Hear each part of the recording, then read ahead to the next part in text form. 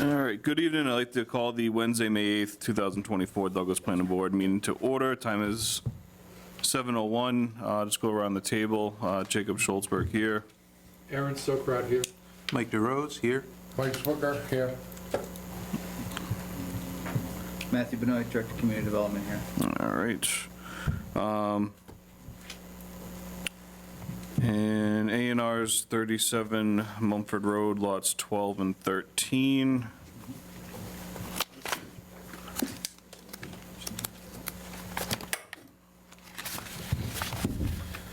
Good evening, just name and address or Tim association. Callahan, 3 Lackey Dam Road, Douglas, Massachusetts. Thank you, Tim. Concern.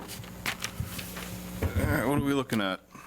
2 Form A lots at the corner of Mumford Road and Grove Street, Okay. all conforming to regulations. Okay. I agree, it's a conforming plan, Yep. that's all the minimum requirements.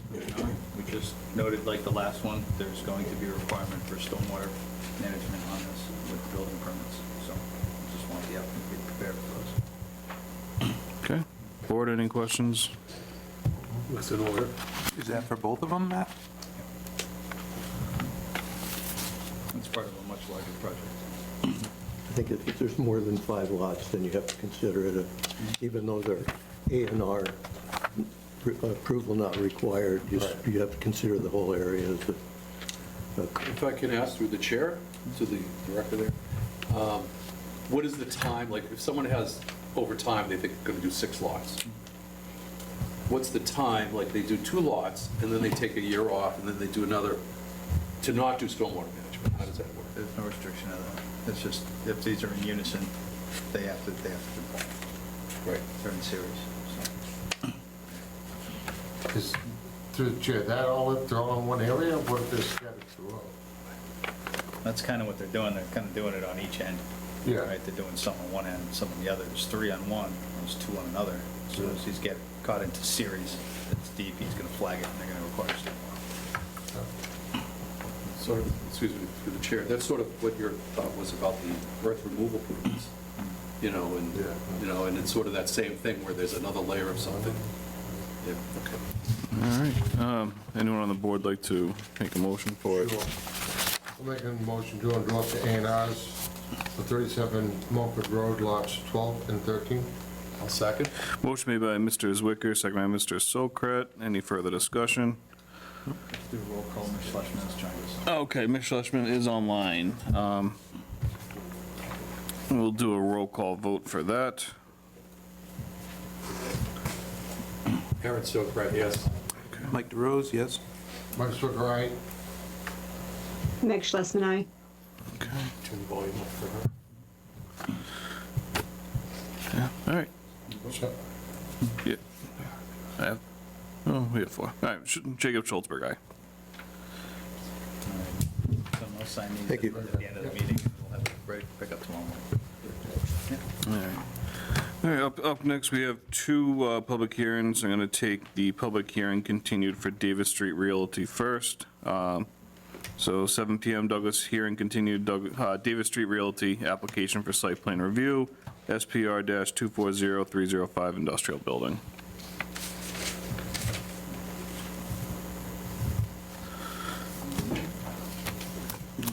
Who should we go to first, Mark or Jeff? Let's go to the applicant. All right. Mr. Allen? Yes, good evening. Mark Allen, Allen Engineering, representing the applicant. Hold on 1 second, Mark. Sure.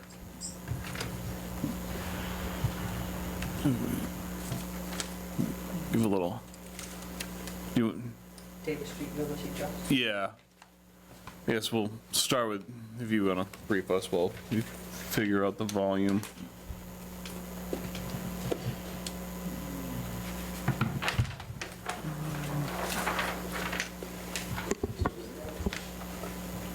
Sarah, how's the volume doing on the Zoom? It sounds okay. Okay. Mark, can you give us a 1, 2, 3 or something?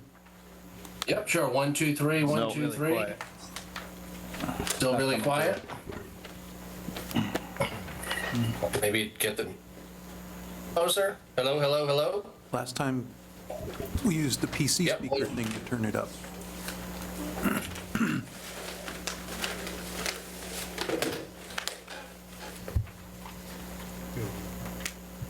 Hello, hello, hello? Testing, testing, testing? Still nothing, Mark. How about the, Try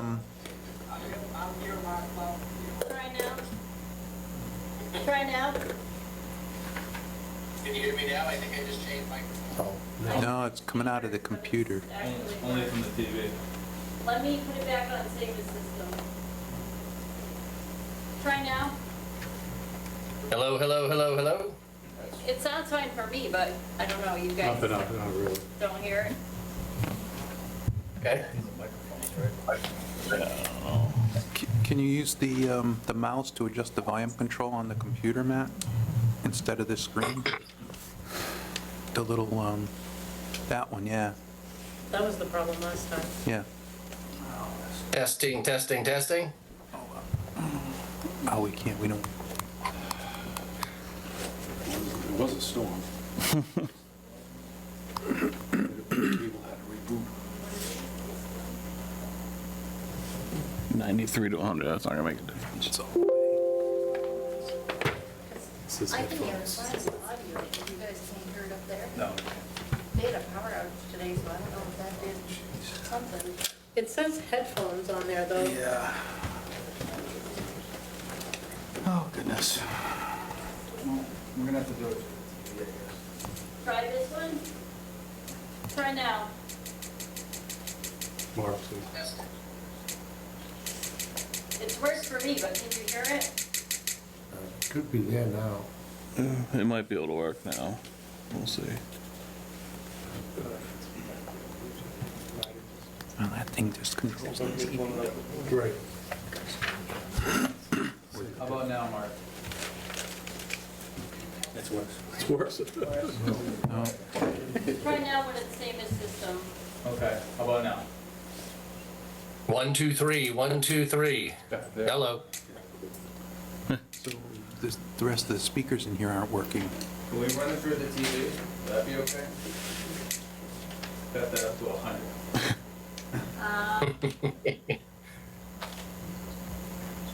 Which one is the TV on the menu? Because I can hear it in my audio, but you guys can't hear it in the room. No, we can't. And that does not make for a public hearing. Tell them to all come in now. Wait. Is there a volume under audio settings? Go get him, Mike.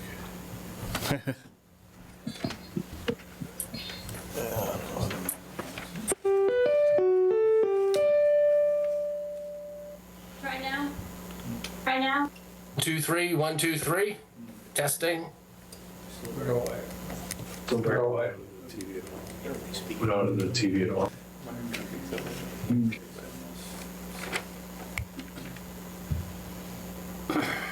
Continuation. All right, now we had some outages because we were hooking up the generator. So we had to shut the power off to get the generator on. And, Ah, Might be something you want to know. Let me check this panel. Something on the line of the.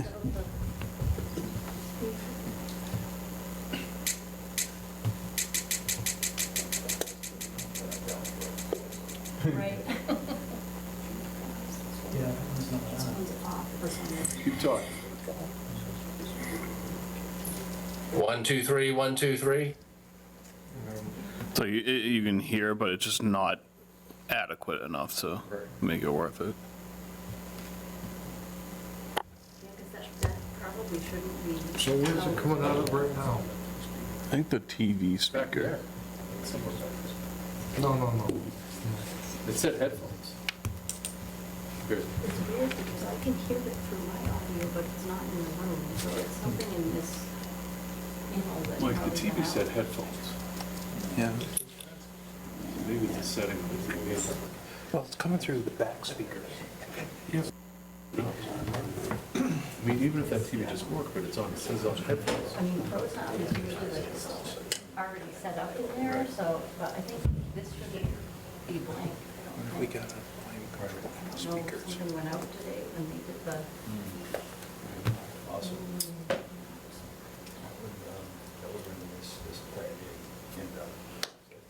Right. Maybe take a quick 10-minute recess. Sure. See if we can get, at least, I see, I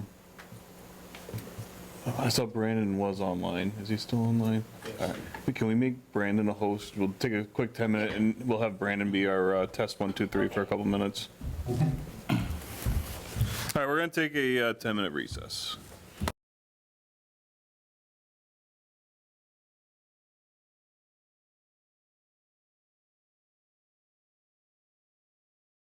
All right, we are ready, hopefully.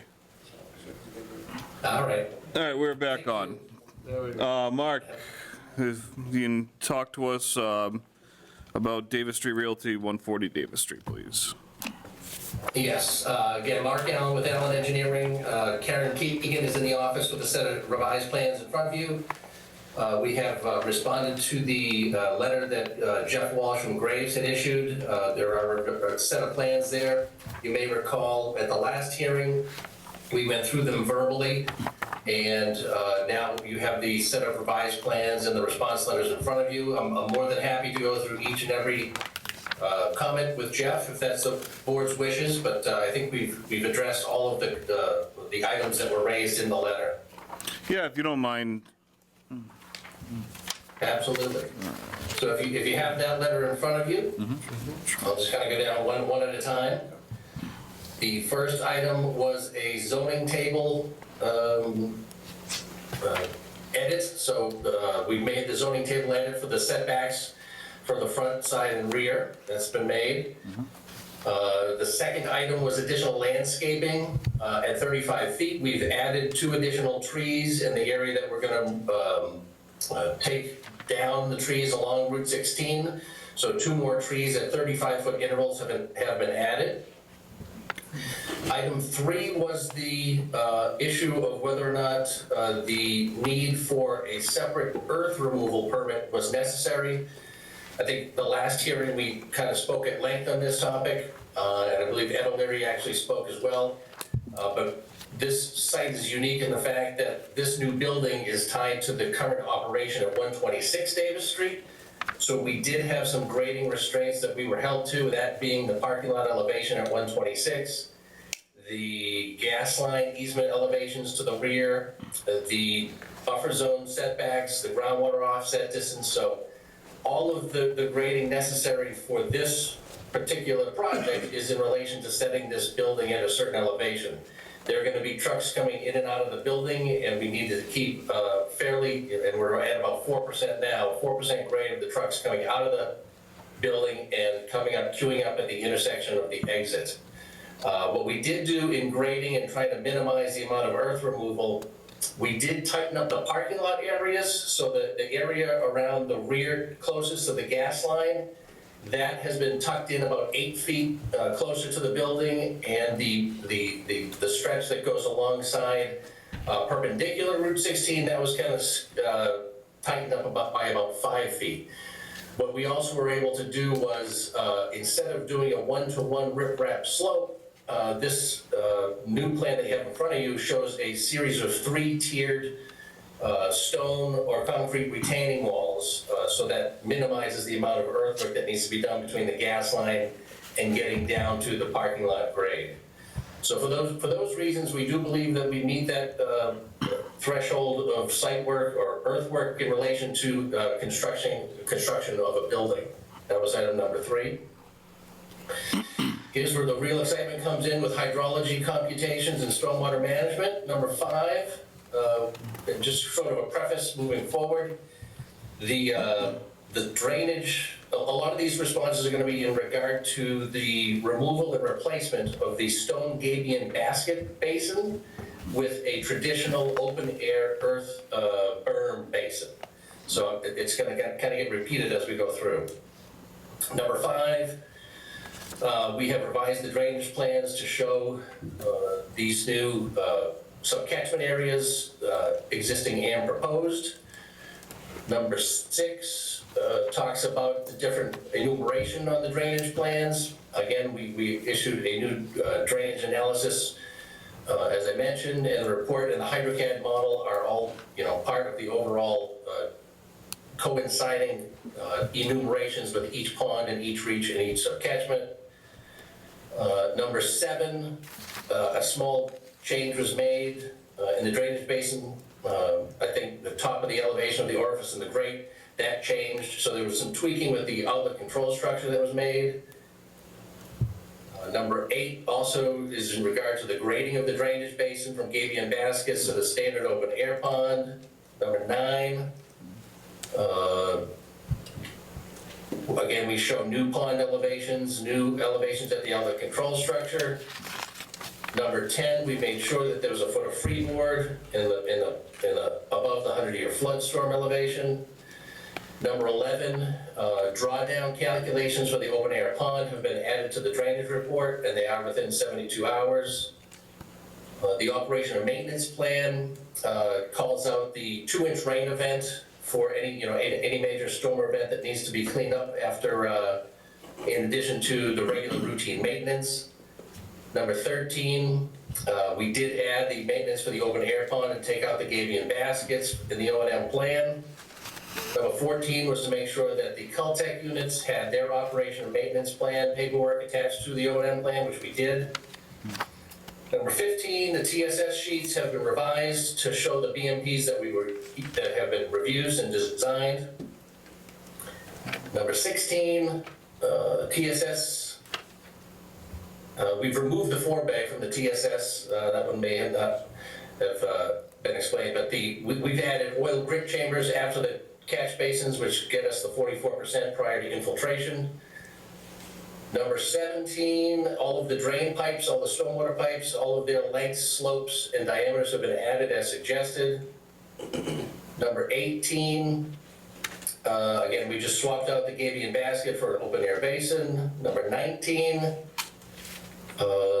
the drain manhole 1 has been changed in accordance with the recommendation. Number 20, again, gabion baskets to open air pond. Number 21, we've shown that the 2-inch rain event is the quote-unquote major storm event as suggested. 22 is just a comment about the sight lines that Graves found were adequate, so no really response was needed there. And 23 was the question regarding the concrete and asphalt connection where the ADA parking space is. We've shown that this area can be flush, so the need for a ramp has been removed by keeping the concrete flush with the asphalt in that location. Number 24, we have added the details that were suggested, which were the landscape plantings, the concrete slab, the guardrail. We did eliminate a couple of details as well. We didn't need the drop inlets now that we have a new grading plan with the tiered retaining walls. And the applicant has requested not to put the exterior poles at the perimeter of the parking lot, so we took off the light pole base and light pole details. Number 25 is also regarding the gabion basket change to a traditional open air pond. Number 26, I think that was where some of the confusion came from. The owner of 140 Davis Street is also the owner of 126 Davis Street. So both buildings will be considered part of the O'Leary welding operation. And number 27 was that the holding tanks for the interior floor drains need to meet wastewater holding tank and containers regulations, CMR 18, that note has been added to the plan. Number 28 was just a comment about the Board of Health reviewing the septic system after site plan review. Number 29 is just the owner, Mr. O'Leary, does know that he needs to communicate with the gas company prior to construction as the work is up up to that gas line easement. And number 30, all of the changes to Davis Road have been made to Davis Street. Okay, So with that, any questions from the board, more than happy to help. all right. Yes. Just want to give Jeff Yeah, a chance to review all this stuff. okay. in advance, so.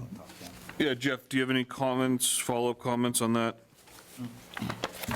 Certainly. For the record, Jeff Walsh with Graves Engineering. We did receive the revised documents Monday morning. Certainly didn't have a chance to look at them yet. I was happy with the explanations I heard with respect to the hydrology and the plan things and so on and so forth. But, I expect the board would ask us to confirm what we heard this evening, and I'd be glad to do so. I've just been buried for the last few weeks, so I couldn't react between Monday and tonight's meeting. Okay.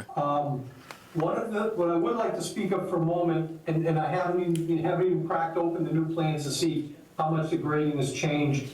And one of the things I was specifically asked to opine on was whether or not a special permit was needed for the earth removal. And it was very clear to me that the Douglas regulations require special permit for earth removal to basically, you might look at it as creating a pad-ready type of site is one way to look at it. There's existing topography, there's finished elevations, and then the earth removal regulations speak to ancillary work associated with building construction and parking lot and walkway construction.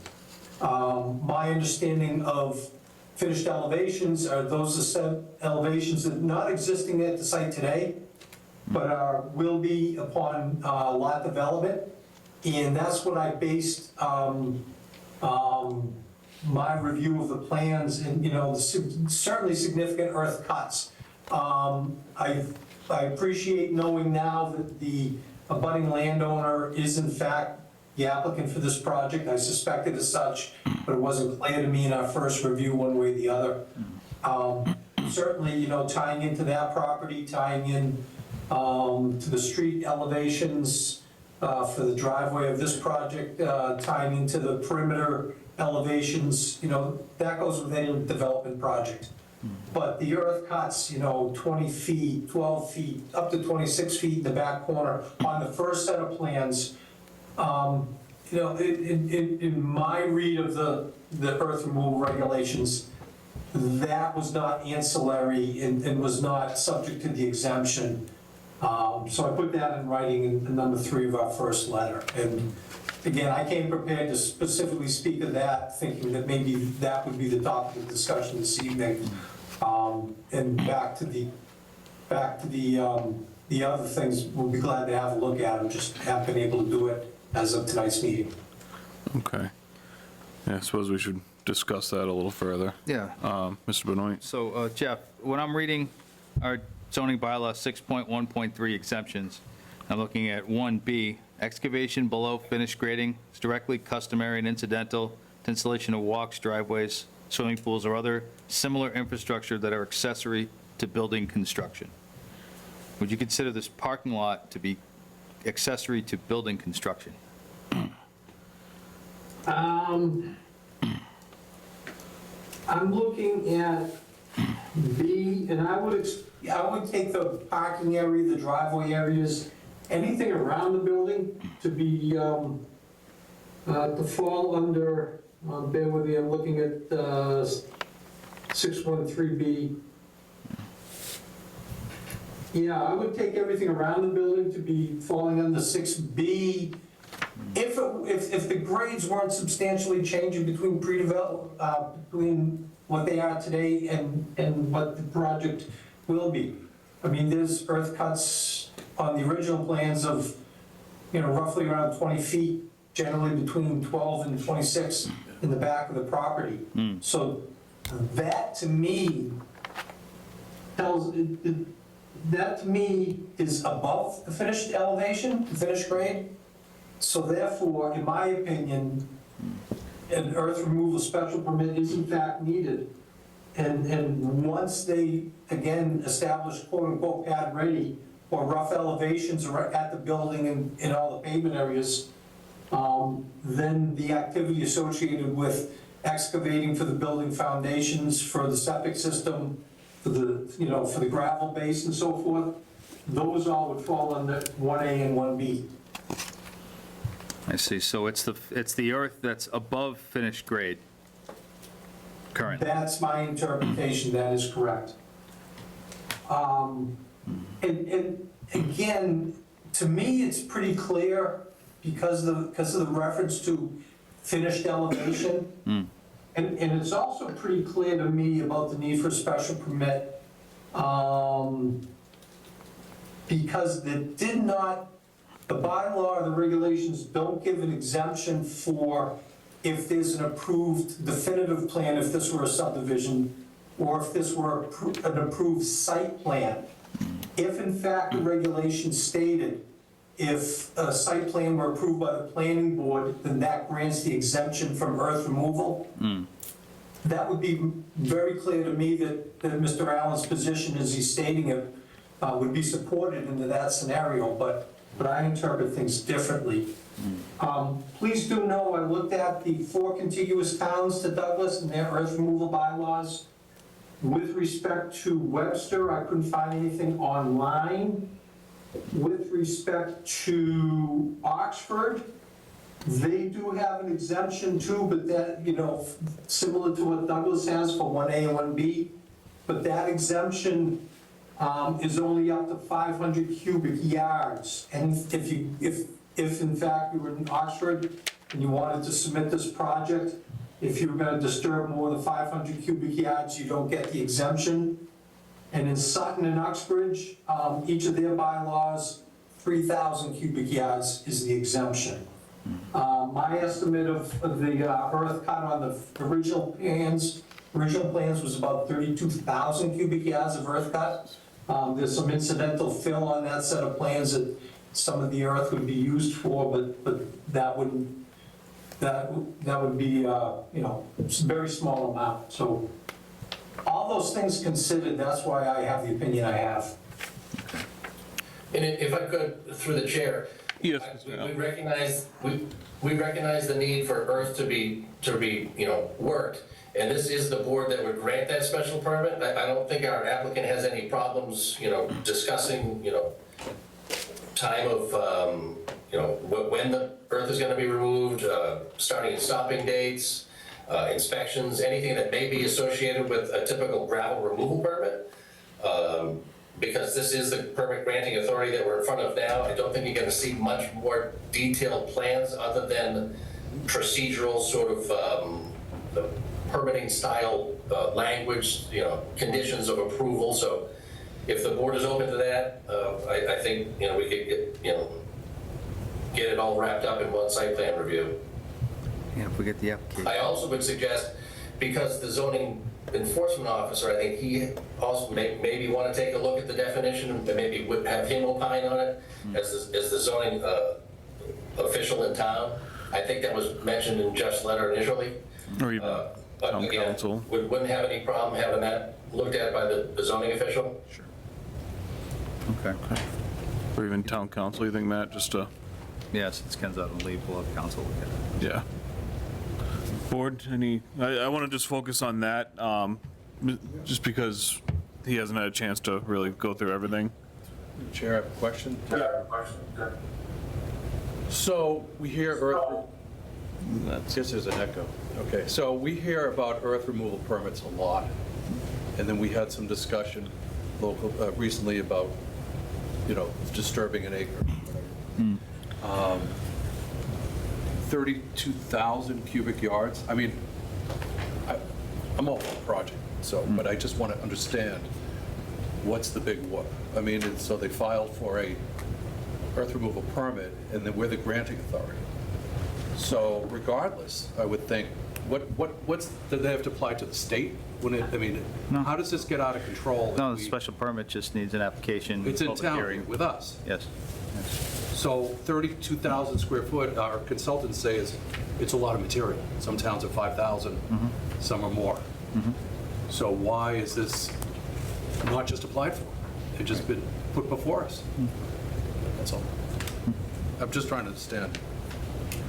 I think they just didn't apply, they were under the assumption that they didn't need it. Yeah, but Yeah. I would think it's an extraordinary 32,000 Yeah. cubic yards. It's like, it's like up at Pine or something, it's like, it just seems it's a lot of material to be moved and disturbed, and I just want them to dot the i's, cross the t's. We need to get it in here, we need to get it in here. I want them to have a good project, so.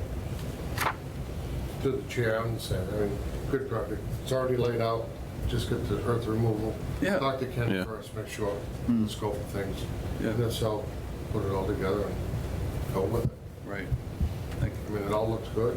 So they get a special permit application in, they could get on for our meeting in June, then we can opine on that and this all at the same meeting. Yeah. And issue one collective decision. Yeah. Because I think that, Possible. I came through the chair, the rest of it, I think is pretty much wrapped up, It's finessed. the way it sounds. Yeah. The only thing that is missing is on earth removal. Yeah. Yeah. And Conservation Commission. And Mr. Walsh might have other comments back, but Right. for the most part, yeah. For the most it's part, it's basically, I'm just, Yeah. All right. Any other comments? Yeah. This is a public hearing. Is there anyone in the audience with a comment or question for this? Or anyone online with a question or comment for this? If I may, Mr. Chairman. Yes, Mr. Walsh. I agree with respect to the site plan, the layout, the grading. As you can see from our first letter, we did not have issues with those types of things. So the point of the earth removal permit is certainly a procedural issue, in my opinion. And it's just, unfortunately, it's some paperwork that's gotta come through. But according to the regulations, as I read them, the paperwork, the special permit is necessary. But again, it's procedural, it's not a design thing, or in my opinion, it's nothing that's gonna change the site plan design. Right, right, just, right. big whoop. All right, so we'll continue this, but date-wise, what are we thinking? Well, if you want, we can continue it to the next meeting so we can discuss Jeff Walsh's peer review response. And then that would give them some time to prep their application for the meeting in June, Sure. Okay. so they have to advertise for. And then do it all in one shot. Yeah. Then, Yeah. but get them on the agenda for Yeah. the next, sure. Does that work for you, Mark? Yes. Okay.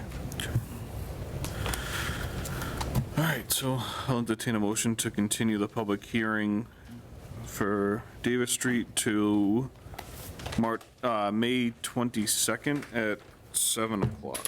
So moved. Made by Mr. Zwicker, second by Mr. Preston. Any further discussion? Roll call vote. Aaron Sokrat, yay. Mike DeRose, yay? Mike Zwicker, aye?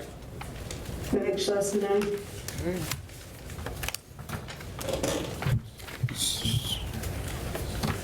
And that is unanimous. 140 Davis. If I could just ask a question, I'm sorry, was that continued to May 22nd? Yes. Public hearing. So doesn't need to be advertised for 2 weeks prior to the hearing? The special permit for earth removal would, and it would get on for the first meeting in June, but we figured we'd give Jeff Walsh an opportunity to respond to your revised plan at the next meeting, and if it needs to I go, see, if okay. it needs to be continued further, then we'll push it off to the June. I see. Okay, understood, thank you. Yep. Sorry, Mr. Chairman. No. You're ready with the answer, so I'll do that. All right, next up, public hearing, McIntyre Loom Incorporated, application for special permit, SP 240416, earth removal permit, ER-240416, and site plan review, SPR-240416, outdoor manufacturing and processing. Off Legacy Circle, possible votes, and it is a public hearing, so I will read the hearing notice. All right. Legal notice of public hearing, name of applicant, McIntyre Loom Incorporated, name of owner, 6 Legacy Circle LLC. Date and time of public hearing is Wednesday, May 8th, 2024 at 7 PM.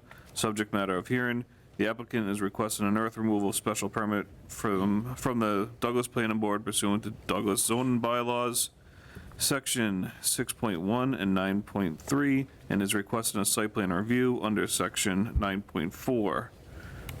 Project description, the project involves outdoor manufacturing and processing of various construction and landscaping materials. Project site and location, off Legacy Circle, Douglas, Mass., Assessors Map 165, Lot 30, Map 165, Lot 27, and Map 166, Lot 15. Place of public hearing, Douglas Municipal Center, Resource Room, 29 Depot Street, Douglas, Mass. Is that all I got to say, Matt? All right, public hearing is now open. Good evening. Good evening. Good evening to all the board members. My name is Michael Dryden. I'm the Senior Project Manager with Allen Engineering here this evening on behalf of McIntyre Loam. I think you did a good job of stating why we're here. It is a three-pronged or a three-tiered permit application, a use special permit for outdoor manufacturing, earth removal. We can get into this a little bit more, but there's no doubt that the earth removal permit is applicable here. Site plan review, I want to talk in length when I get to that as well, but I think it makes sense to just give you a quick overview of the project. This is essentially an expansion of the existing operation at Peter Michael Business Park on Lot 6, if you're familiar with that. This is Legacy Circle here, Route 16. This is Lot 6. That's the current location of McIntyre's operation. That's about a 12-acre disturbed area that is in latter stages. That was approved in March of 2022. So what we're looking to do here is essentially to clone that operation in this area of the site. The overall site is shown in bold black, north straight up the page. It's about 129 acres, but we're only utilizing about 11 acres of that overall 129 acres. So I want to make sure that's clear to everyone. The area where the work is being conducted is within the industrial zoning district. In June of last year, the access point, and I'll show you in a moment, but just generally here through Lot 6, there's a stream crossing right here, so there's an access drive and a stream crossing proposed that provides access to this upland area. That was approved by the Conservation Commission. It's completed at this time. We're working on an as-built and closing that out with the Conservation Commission. All of the resource areas that are shown on the plans that you have were approved through the Conservation Commission as part of the ANRAD process. We have an ORAD approving all of those resource area boundaries, which is really handy in this case because we were able to design this project avoiding all the resource areas and their buffer zones. So what I'm going to do is just flip the page here. So what we're going to be looking at is this dashed line is the page that I'm going to turn to at a larger scale.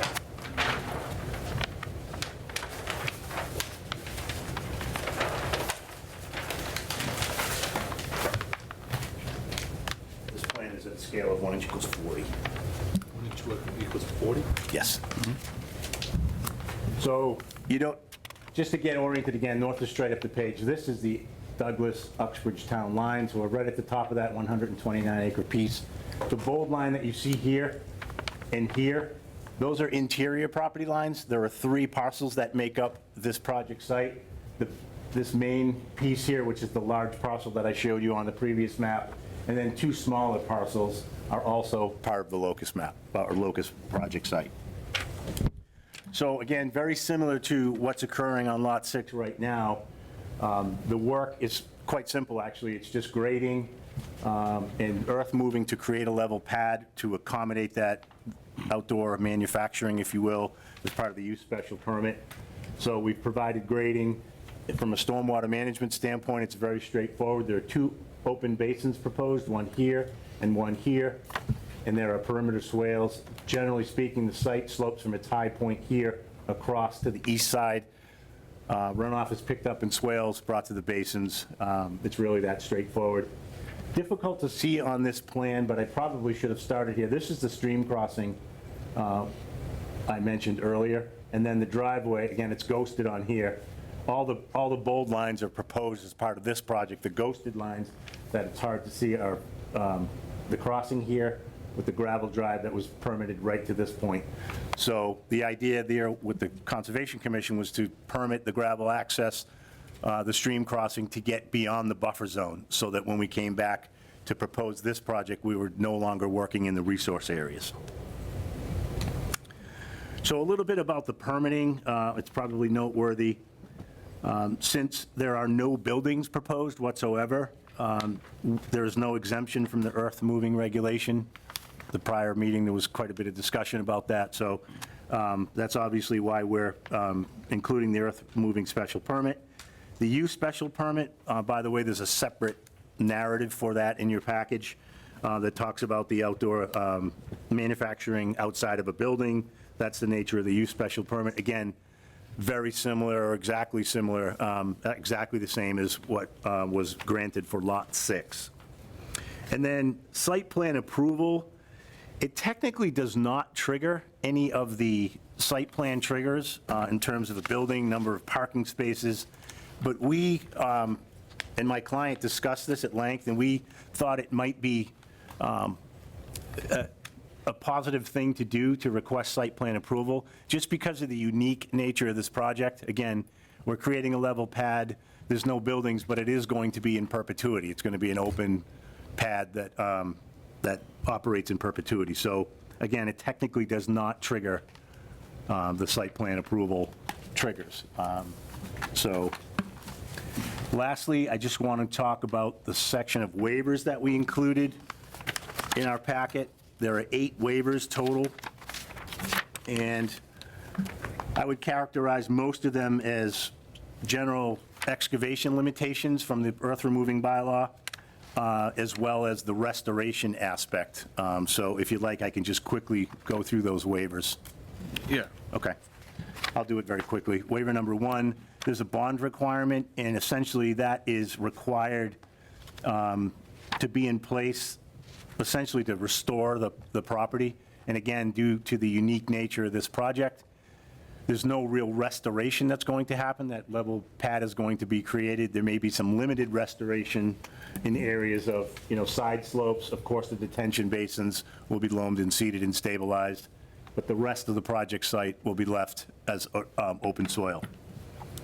So the waiver is relief from the bonding requirement for that reason. Waiver number 2, no excavation shall be within 100 feet of a public way, which certainly is not the case, or adjacent property lines. So hard to see here, but there's an off-site property right here, and I'm showing a dimension of 100 feet minimum work from that property.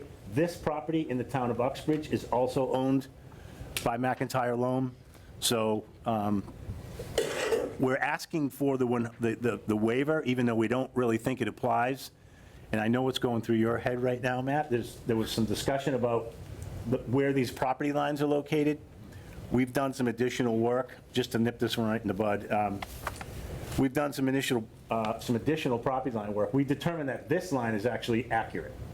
It's this interior lot line that's floating a bit, which really is inconsequential to anything to do with the project. It's all under common ownership. Having said that, we're still going to give you the adjusted interior property line for our next iteration of the plans. But the most important thing is that the location of this abutting property is nailed down correctly, which it is. So as you can see, again, no work is proposed within 100 feet of that property. So the reason... Can I ask a question? Please? Sure. So the suggestion is because the abutting property over the town line in Uxbridge is owned by the same applicant. You want to go within 5 feet of that. Yeah, yeah. Is there nothing from the fact that it's abutting Uxbridge, which has maybe different bylaws and things at all? Does anything apply that we're not seeing? No, I mean... Why push the envelope to a different town? I don't know. I'm aware of nothing in an adjacent town that would affect what you're doing in this town. Yeah, I know the applicant wouldn't care, but I mean, okay. So if it was, Rhode Island, the line of Rhode Island versus Uxbridge, I mean, would that matter too? I don't know. Well, it's certainly not the case here, curious but no, it's, I understand your question, but, and we did, by the way, we asked for the waiver, even though, quite frankly, I don't think it's really needed because of common ownership, but we just wanted to make sure that we had belts and suspenders on this thing, so. Matt, is that something we can grant next to abutting another town It's not in our regulations where it puts town lines as, you know. as a restriction? Right. Okay, just wanted to ask. Number 3, section 6166, no excavation shall be made at less than 10 feet above annual high water table. We had requested this exact waiver for Lot 6. We're asking for relief to go within 4 feet, which is consistent with DEP stormwater management. And the 4 feet is within the basins and in a couple of areas in the middle of the site. So 4 feet was, again, acceptable for Lot 6.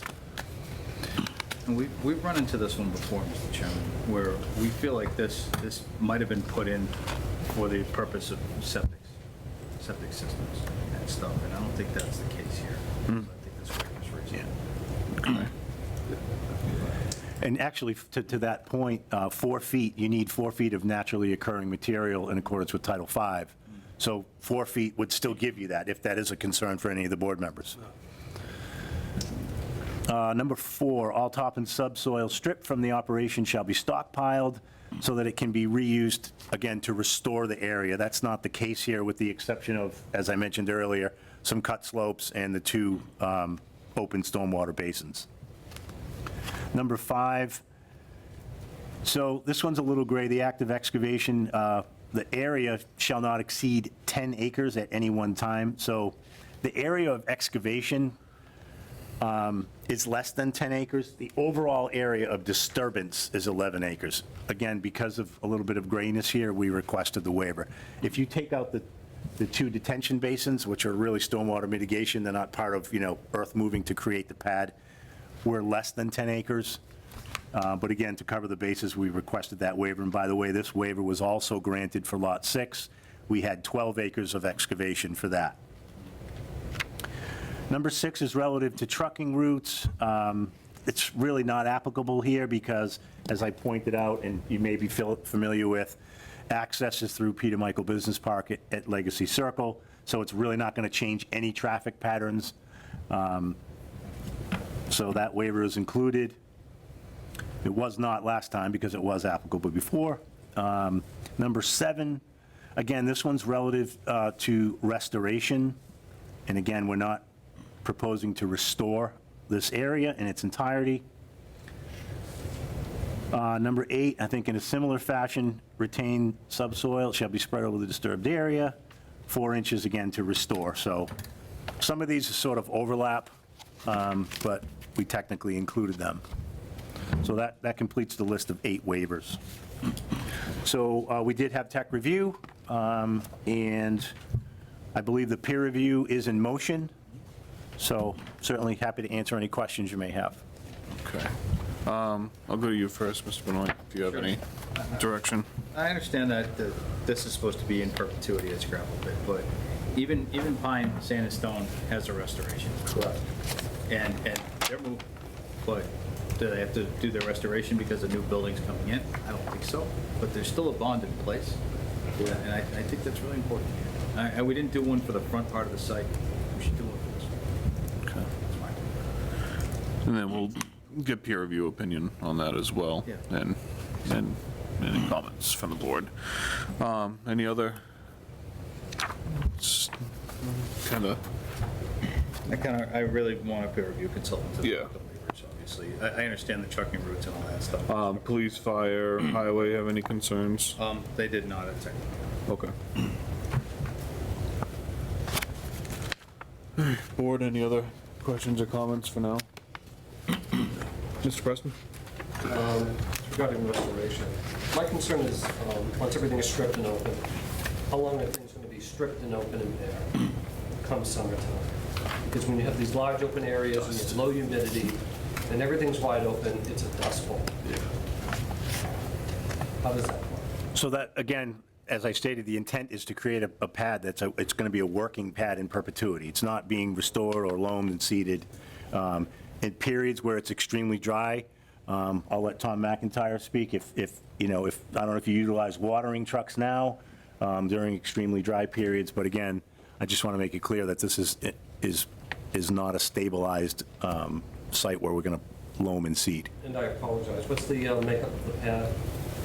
What's the construction of the pad? You mean the material? It's naturally occurring material. Yep, so the excavation will occur to create that pad, and then the operation will just occur on that natural material, which of course is good gravel material. And the total area around that, you said is going to be restoration? So the overall area of disturbance is 11 acres, as shown on this plan. And areas that will be disturbed would be the slope, the cut slope here, and the stormwater management basins would receive loam and seed. Okay. I'm just trying to eliminate as much open area as possible. Sure, understood. You're welcome. I just have, is there going to be any, I know there's work up front, and this is kind of continuing. Is there going to be any processing equipment or anything on this part of the site? Yeah, essentially. Rock crushers, anything like that? And correct me, Tom, if I misspeak, but this is essentially taking what's happening on Lot 6 and moving it to the back property. Because we might have to see where that equipment's going to be, if it's going to be like a permanently structure. Not really like a structure, but it's movable. It moves. So we actually went through this during Lot 6 where this came up, and it's impossible to give you a location where this equipment will be because it moves. It's a dynamic operation. or even like what equipment it is, just so we can know that there's going to be equipment on that site. Because if you look at this, the site's just bare and there's nothing there. Through the chair, if I may, maybe we should just go visit McIntyre Loam and see the equipment in operation? That kind of give a good perspective on it. If I can, through the chair, it's one of those deals almost like on Joke Jenny Road, where we do have an abutter 100 feet away. Yeah. You don't want a 100-ton crusher or whatever, rock crusher, in the corner. That's what I'm thinking. Because of noise, and that's why it's getting brought up. Understand, you got screener plants, you have crushers, it's an operation. We have an abutter 100 feet away, you put a piece of equipment at that 100 feet, now they're gonna have a noise issue. So, we don't wanna have to get into the issue of having a noise study and all that done. So, big old pit, I don't know, it's treading in a funky area. So if I may ask through the chair, in response to Mike, is that should the applicant show a buffer line from the 100-foot to help reduce, sound? I mean, there's no huge forest tree line between the abutter, but if it's the machine, like, if we don't see anything, we can't assess that this crusher thing he's talking about, you could end up pushing it over there, so maybe there should be some limit. So if I could just address what you brought up specifically, ironically, the closest point here, it is 100 feet to the property. The dwelling is quite a ways to the north, and there's a wooded buffer there. Ironically, this cut slope offers you the best sound attenuation. So the farther away it is. If I get into the chair, and I totally appreciate that, you're not showing number one where he's at. I know how loud a screening plant is. I know how loud a crusher is. So 100 feet in reality is absolutely nothing. So it's just an idea of, through peer review, maybe have that touched on just for general consensus. If they have no problem with it, I got no problem with it, but I'm just throwing it out there. Yeah, that's why I wanted to bring it up too. Yeah, and I certainly understand exactly what you're saying, but my point still remains that if you move the equipment away from those slopes, you actually project more sound, so. I'm not debating any, I'm just Yep. throwing it out there. Yeah, I appreciate it. Yeah, just want to cover like our basis. If if there's equipment on and it's getting completely moved to one site, just give us a good overview of what's going on and what the equipment is, how much there is. And to the chair, I totally understand, you move the equipment where the material is. I mean, it's a site, material comes in, you move it, you set it up, you move it, you set it up. No big deal, but just, it's a point that needs to be brought up because it's been a problem in the past. Any other questions or comments from the board? Okay. Okay, this is a public hearing. Anyone in the audience have any questions, comments, concerns? Okay, I see a couple. All right, I'll start this way. If you can just come up, maybe just sit at the seat where the microphone can pick you Okay. up, please. And just state your name and address. I'm Barbara Van Reed. I live at 36 Monroe, and the property here abuts two sides of my property. So I have a number of questions. First is, where is this project located relative to the gas line? Because the gas line abuts my, Ms. Van Reeden, just the questions have to come through me. oh, I'm sorry. No problem. Could And- you ask him? Yep, and then he'll direct. I just can't have like the Okay. direct conversation between. So that's a good question, and we can get an answer for that. So as I pointed out earlier, the sheet we were just looking at is this dash line. The work occurs in here. The gas line is in this location. So there's a significant wooded area and a wetland system between where any work is occurring and the gas easement. Okay. You can see that my lot is in the upper left corner there, so you can see where there's two sides. That's my lot line. My husband and I own up to the gas line, but McIntyre owns the gas line. So I maintain that the gas line is he maintaining that the gas line is part of that 100-foot buffer? The gas line is nowhere near the proposed work.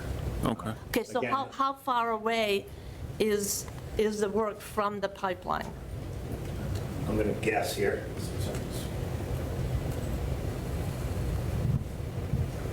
About 600 feet through the woods and through the wetlands.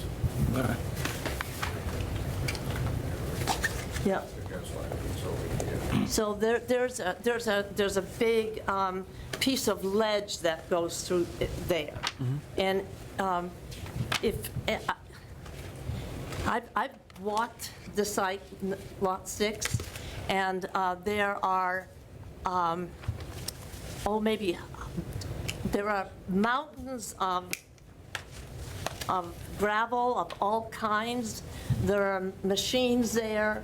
There are, the way he describes it, it's like, oh, it's innocuous, it's just a pad. In reality, there are mountains and mountains of gravel of all kinds. And we have been listening to this now for the last couple of years.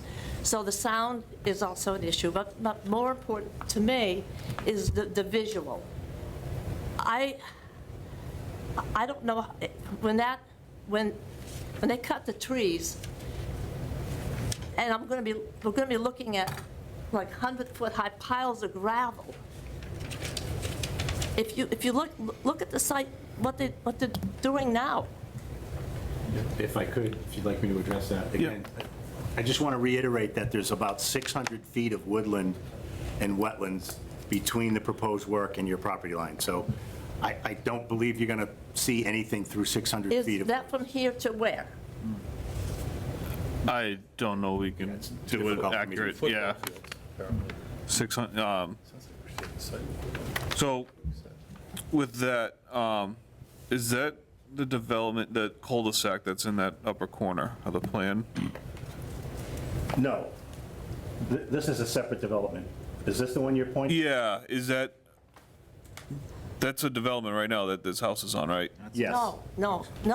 Well, yes. Yes, this- But Okay. it's that, this. That's to the north of her property. Okay, just with it being on the plan, can we just mark what that is? If it's a public road, or if there's a house or anything? Incomplete subdivision. Yeah, it's a. Okay. Exactly.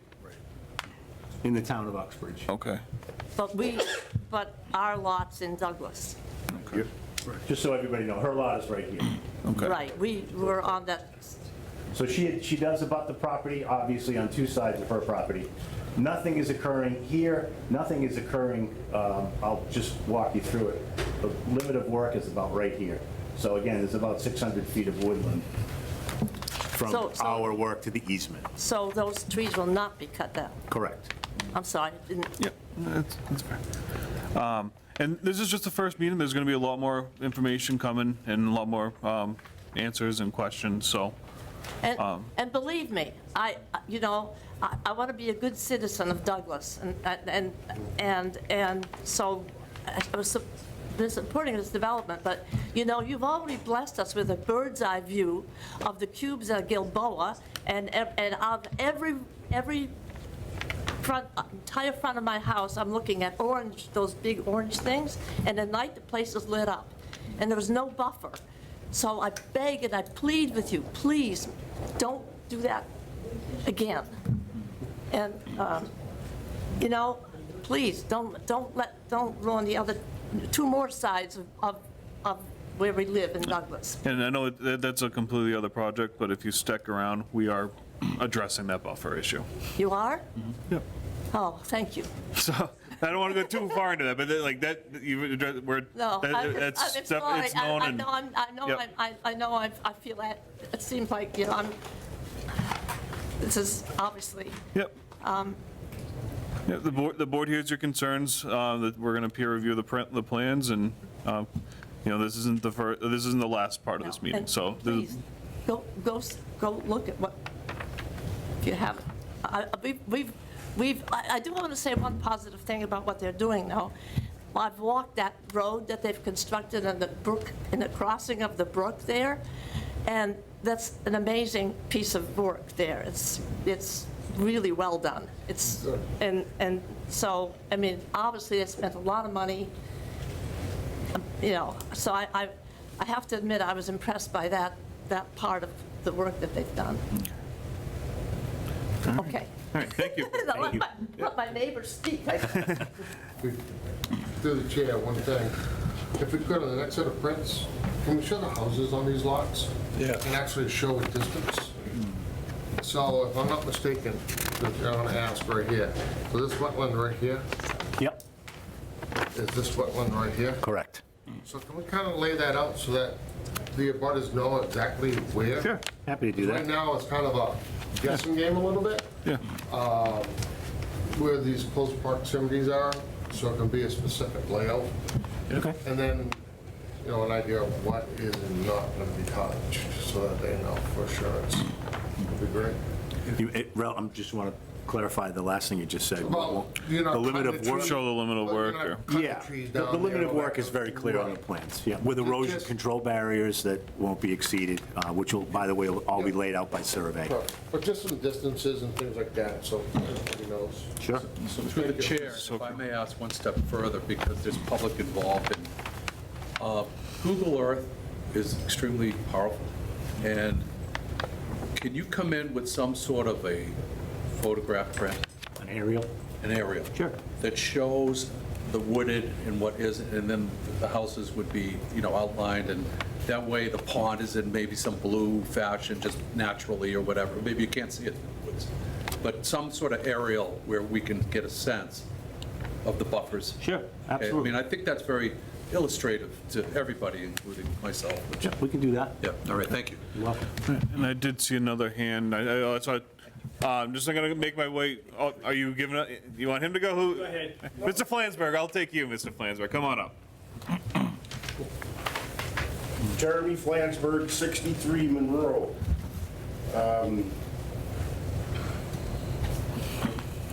Is there planning on being any blasting going on?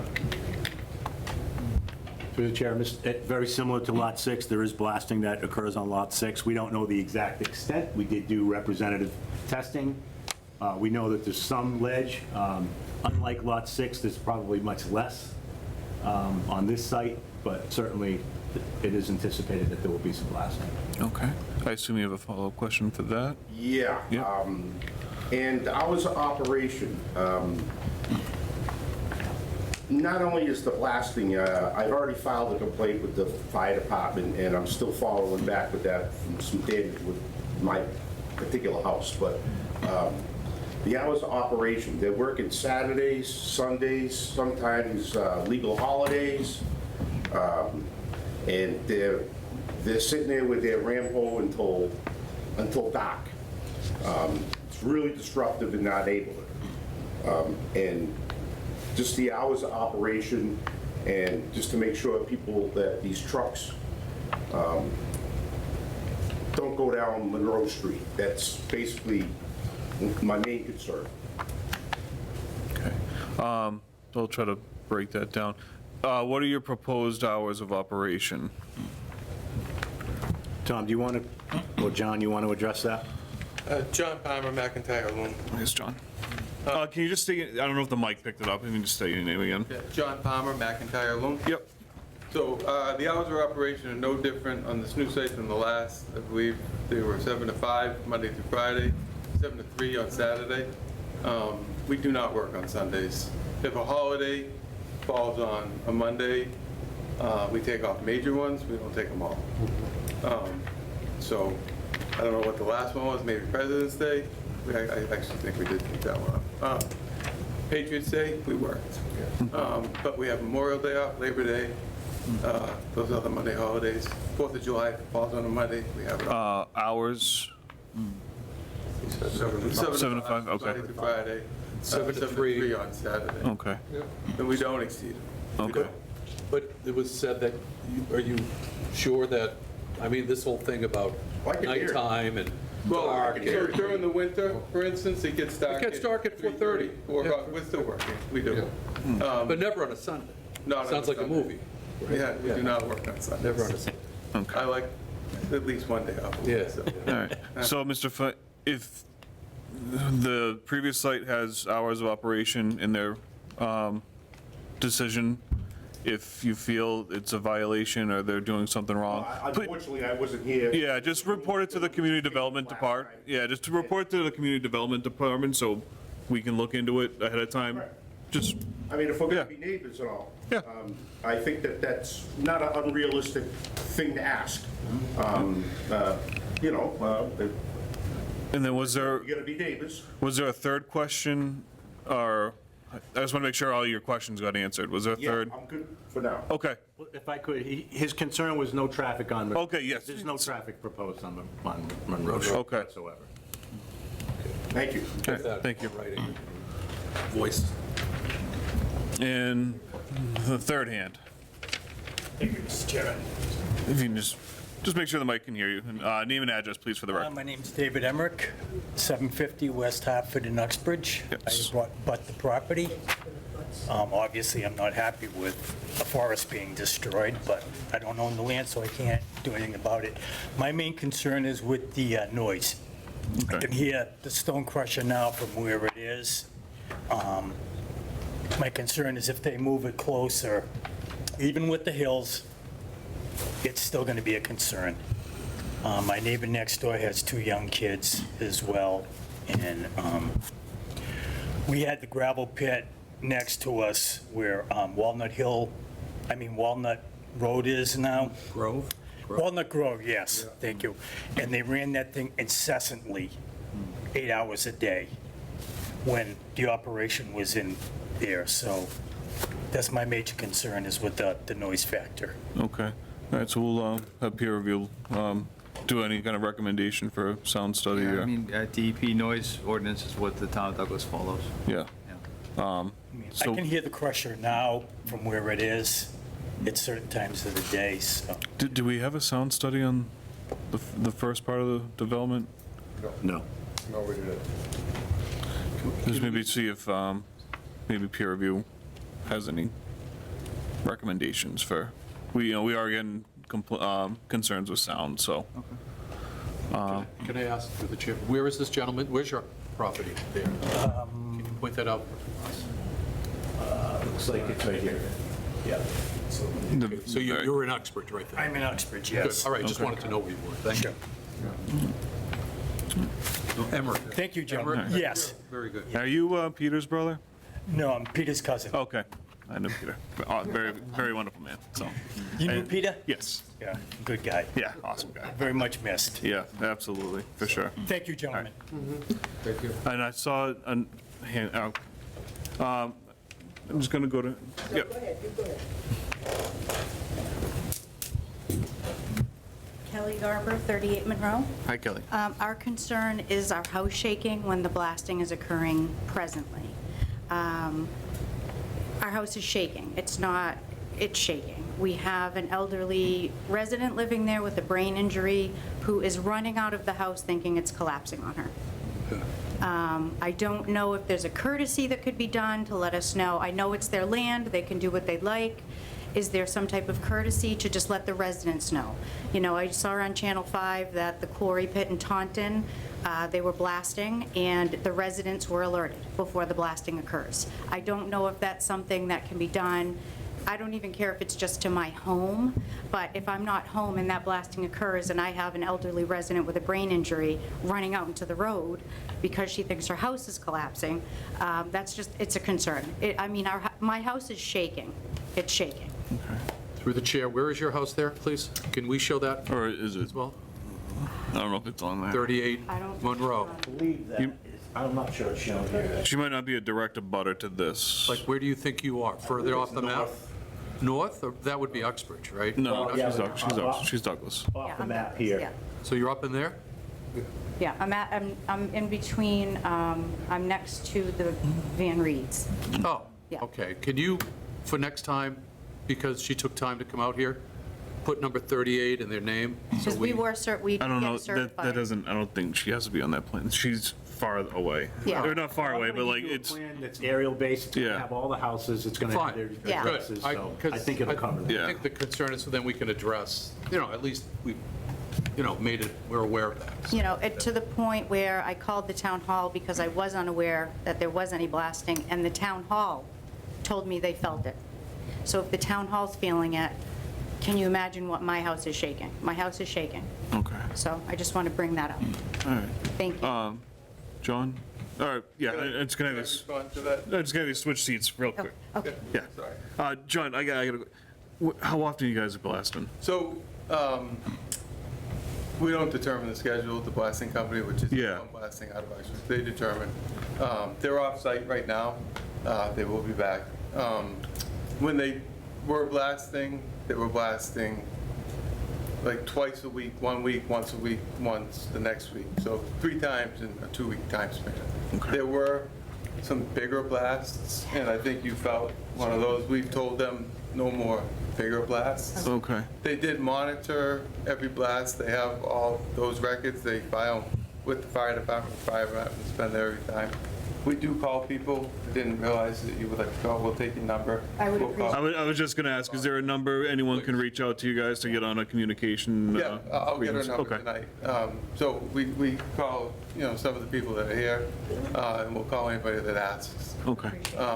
And I can share some of the readings. They don't mean anything because you felt it, but the blaster, and I don't know a lot about blasting. I rely heavily on the professionals for that. They're telling me that everything so far has been within the state guidelines, and they're monitoring the gas line, which Yeah. is 150 feet away from the blast.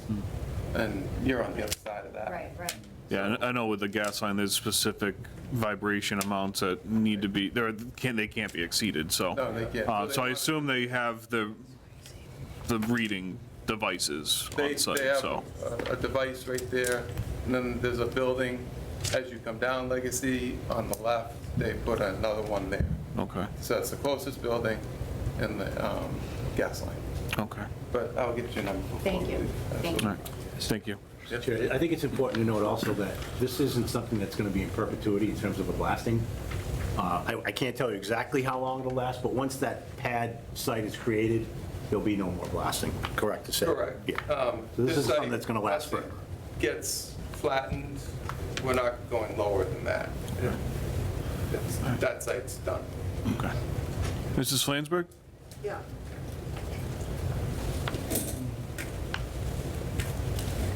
Hi, I'm Beth Flansburgh. I live at 53 Monroe Road. Just come a little bit closer and just say your address again, please, sorry. 53 Monroe Road. Okay. I just want to reiterate that noise level is probably the biggest concern that I have.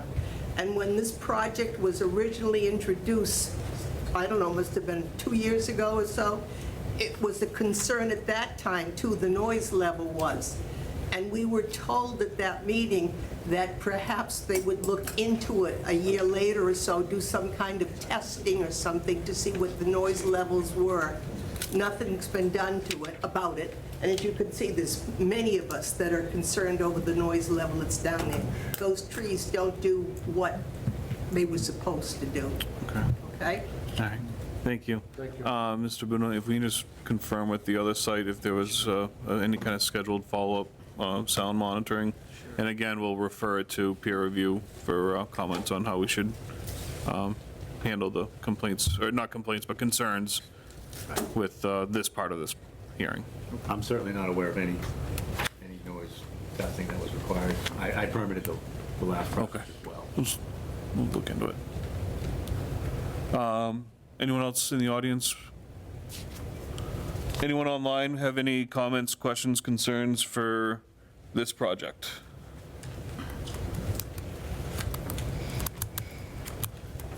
I will give it a minute. Nah, we're good. So this has to go to peer review. He hasn't got it yet, so it might take a little bit. Got the plans, we just received payment, so he's getting started on it. 2 weeks, or you think a little bit more? We should put it on. Okay. All right. So we're going to continue this. So I'll entertain a motion to continue this public hearing to May 22nd, Wednesday, for 7:15, even though it's not going to be that time, but 7:15, May 22nd. So moved. Second? Motion made by Mr. Zwicker, second by Mr. Preston. Any further discussion? That was me. Oh, Mr. DeRose made that second. Any further discussion? Seeing as none, a roll call vote. Aaron Sokert, yay? Mike DeRose, yay? Rich Preston, aye. Mike Zwicker, aye. Rich Schlesman, aye. All right, we'll see you in 2 weeks. Thanks for your time. Appreciate it. Appreciate it. Thank you. Caught up. Good, good. How you been with the trees up back? In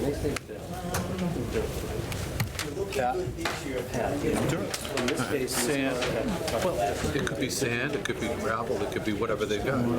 But it's flat, it's packed down, Yeah. over, like a building site for a new building. No, I'll just, we're just gonna give it a minute, let the crowd When it dries make their out, way out and no matter what, quiet down. unless they do T-base, like I have, the farm where you park, the T-base is like the refresh, when I go into recess gravel, I'll take pretty it. good. All right, folks, we're gonna continue our meeting. If you want to address each other or have conversations with communication. Stairwell, because I was in here. The community development room, or the community room has got a table. Wow, All right. we're so busy. Additional business. Master plan, any update for us? Yep, so town meeting approved funding unanimously, which is great. So unfortunately, I can't get started with CMRPC until July 1.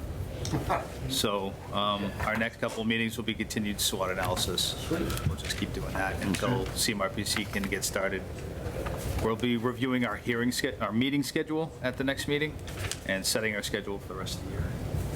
Send for the rest of, sorry, I was thinking for planning board. Change the schedule we already had? No, that's, did we vote on it last meeting? I don't think we did we? Yeah. Yeah, we did. Oh, yeah. oh, And I'm then you sorry. sent us a- I do have a proposed modification for July. Hey, we're good all. Oh, my bad. So, yeah. I'm sorry. Yeah, I do have a proposed change for July because I put it on a day that I'm on vacation, so we gotta change that. What? Yeah. You get to go away? Thank you for speaking to that. at the Yes. town meeting.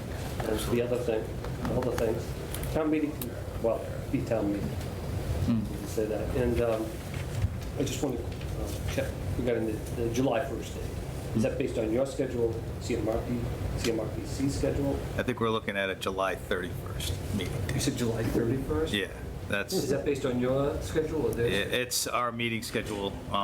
Wednesday, planning, ZBA took the 10th, planning board has the 17th, and I'm unavailable on the 24th. But CMRPC could be here on the 24th if we want to hold that meeting without me. It's tempting. Yeah. Michael? It's a week, it's July. All right, all right. I know every week counts, but I think we got a good head start, Okay. more than what We do. most communities do. So I think when walking into it, it's gonna be a go instead of waiting 2 months. Well, you know we're chomping, Yeah. but thank you, and, okay, Appreciate it. worth waiting for. Thank you. All right. We have an accessory apartment extension, Yes, sir. So, 295, accessory extension, 295 Walnut Lake Road, possible votes. it's an extension where this has exceeded 900 square feet, but it was granted as part of a waiver, and the continued resident is a blood relative. So it seems to be consistent with a extension. And original from 2006, so it's been around for a little bit. Yep. Need a motion We do. to accept the extension for 295 Walnut Lake Road? Motion, motion made by Mr. Zwicker. Is there a second? Second by Mr. Preston. Any further discussion? A roll call vote. Aaron Sokrat, yes? Mike DeRose, yea? Rich Preston, aye. Mike Swicker, aye. Greg Schlesman, aye. All right. Thank you. All right. Ongoing development, the cubes at Gilboa and McIntyre Loom, special permit, or site plan review, 220215. Let's see how soon. We have one here for Nope. I don't think, yeah, there's nothing in the packet for this, but there was some email correspondence.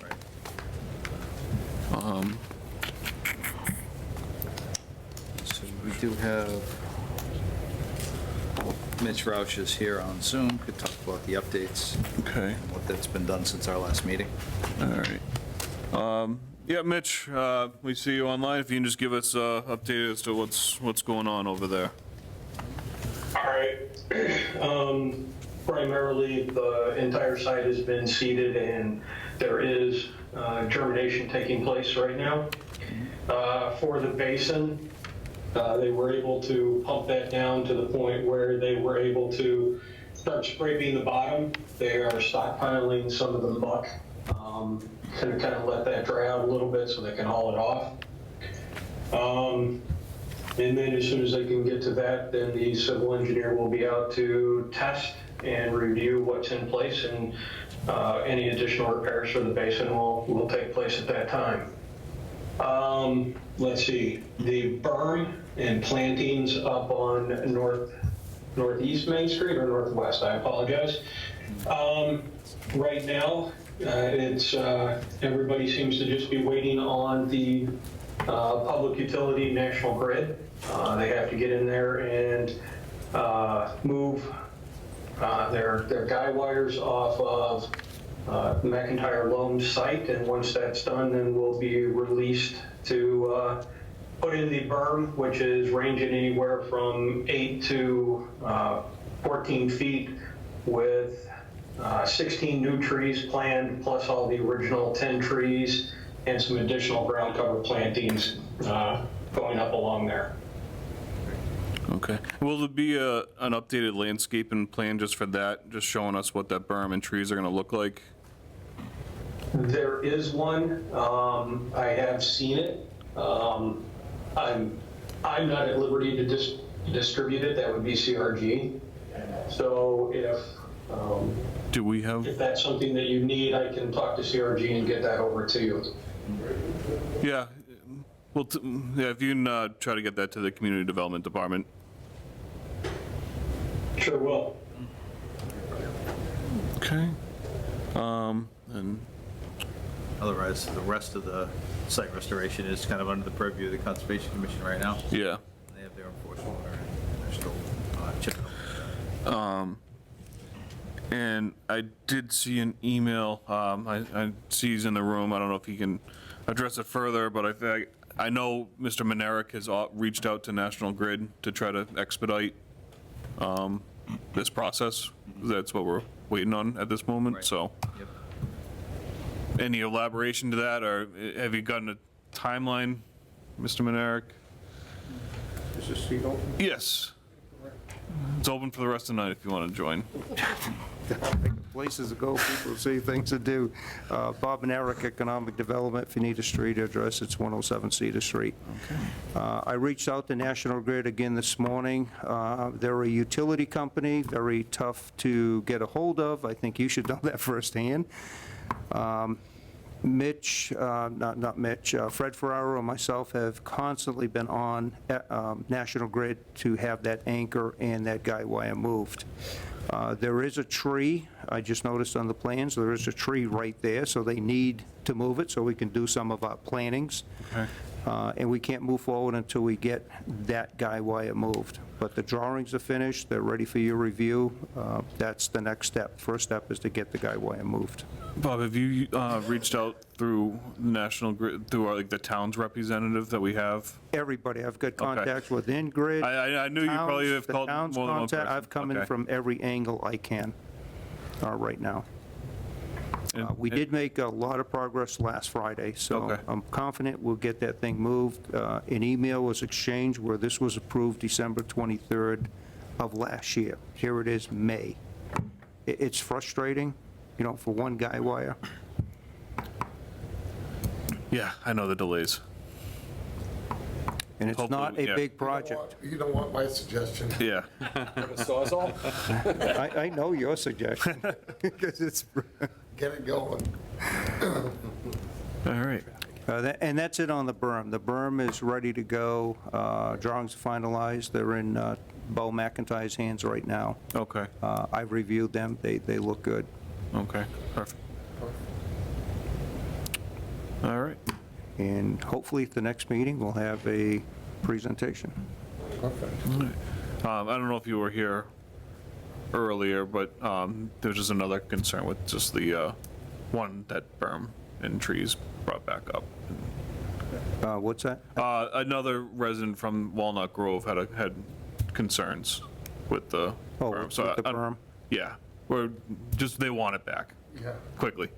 So I don't know if you heard that or not. I've been working with Mr. Rick Nettles in the audience as well.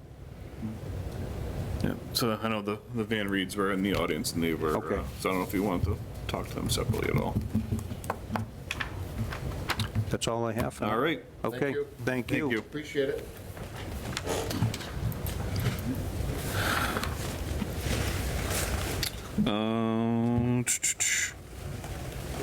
Ongoing development, Business Park Legacy Circle.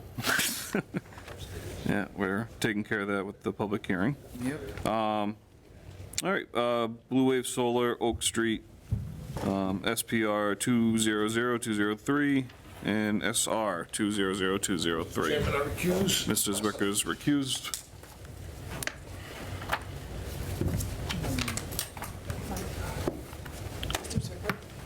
Mr. Zucker, can I,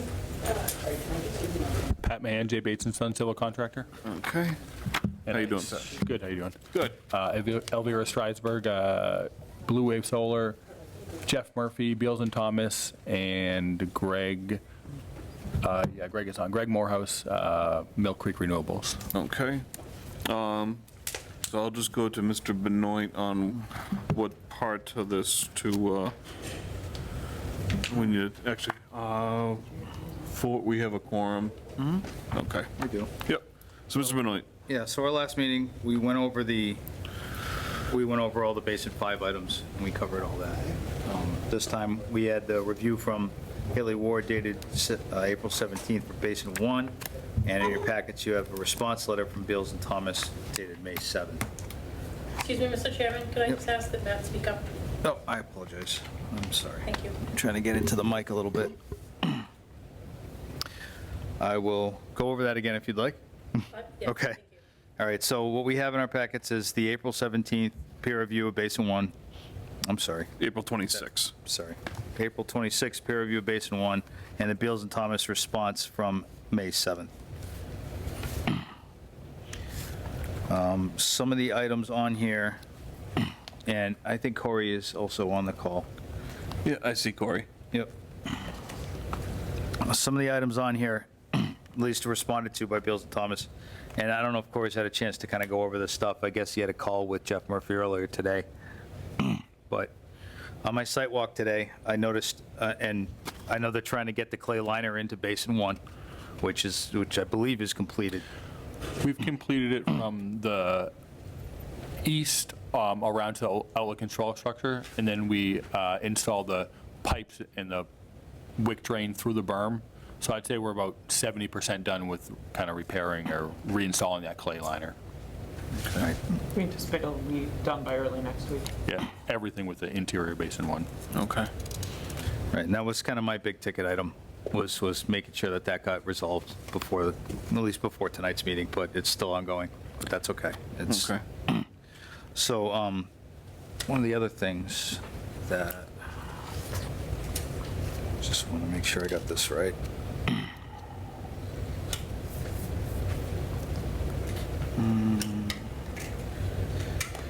Installing the wick drain, which they just mentioned, returning the basin to finished grade, which would be part of that ongoing construction, loaming and seeding the basin slopes. And according to the peer review comment and responses, there were a couple items that I'd like to ask Corey about and see if Jeff Murphy wants to respond. But one of the items was to model the sediment basins in HydroCAD, and I believe they didn't feel the need to do that. And I just wanted to talk about that for a second. Okay. See what the engineers got. I guess they had conflicting ideas on that. All right.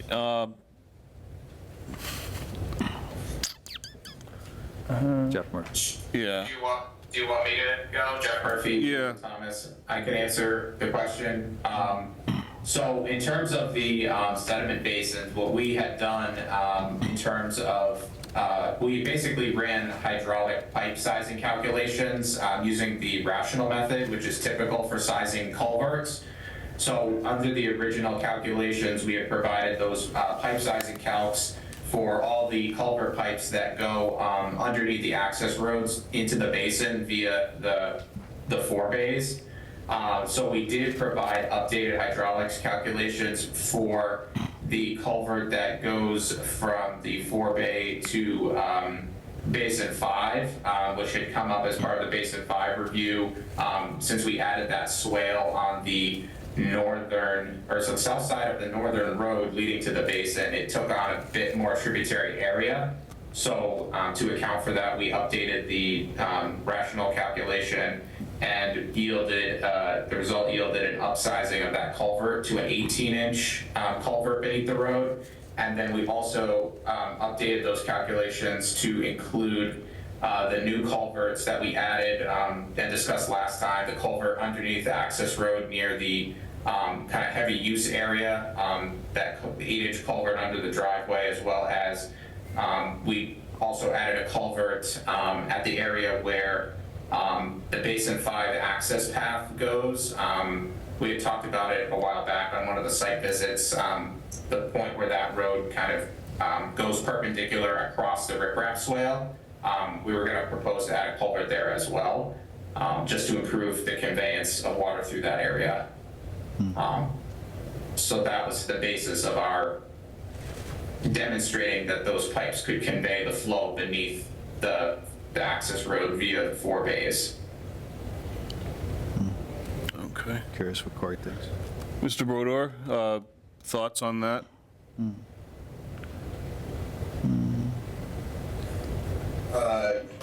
Corey Brodeur, Haley Ward. I think the way that they show the calcs is acceptable. They're conveying runoff, so I don't think the storage modeling is necessary at this time. So Okay. That's good. Thank you. So one of the other items was kind of asked for monitoring wells, and it felt like that wasn't also necessary. It was kind of counterproductive towards development. Just wanted to talk about that. What number was that, Matt? Just so I can follow along. You know, I'm trying to get that. That was It's comment number 8. 8. Yep. Okay, thank you. Yeah, Jeffrey. Sure. So our response to this one was similar to kind of our response on Basin 5.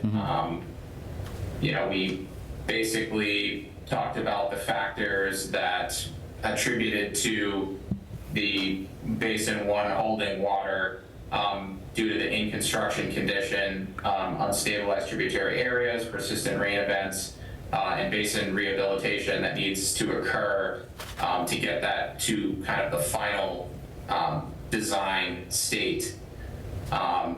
And our opinion is that the additional soil testing is not going to change the previously observed and documented conditions. So it's just, we expect you would find what was found when we did the original test pits. Go to Corey on. Yeah, Mr. Brodeur?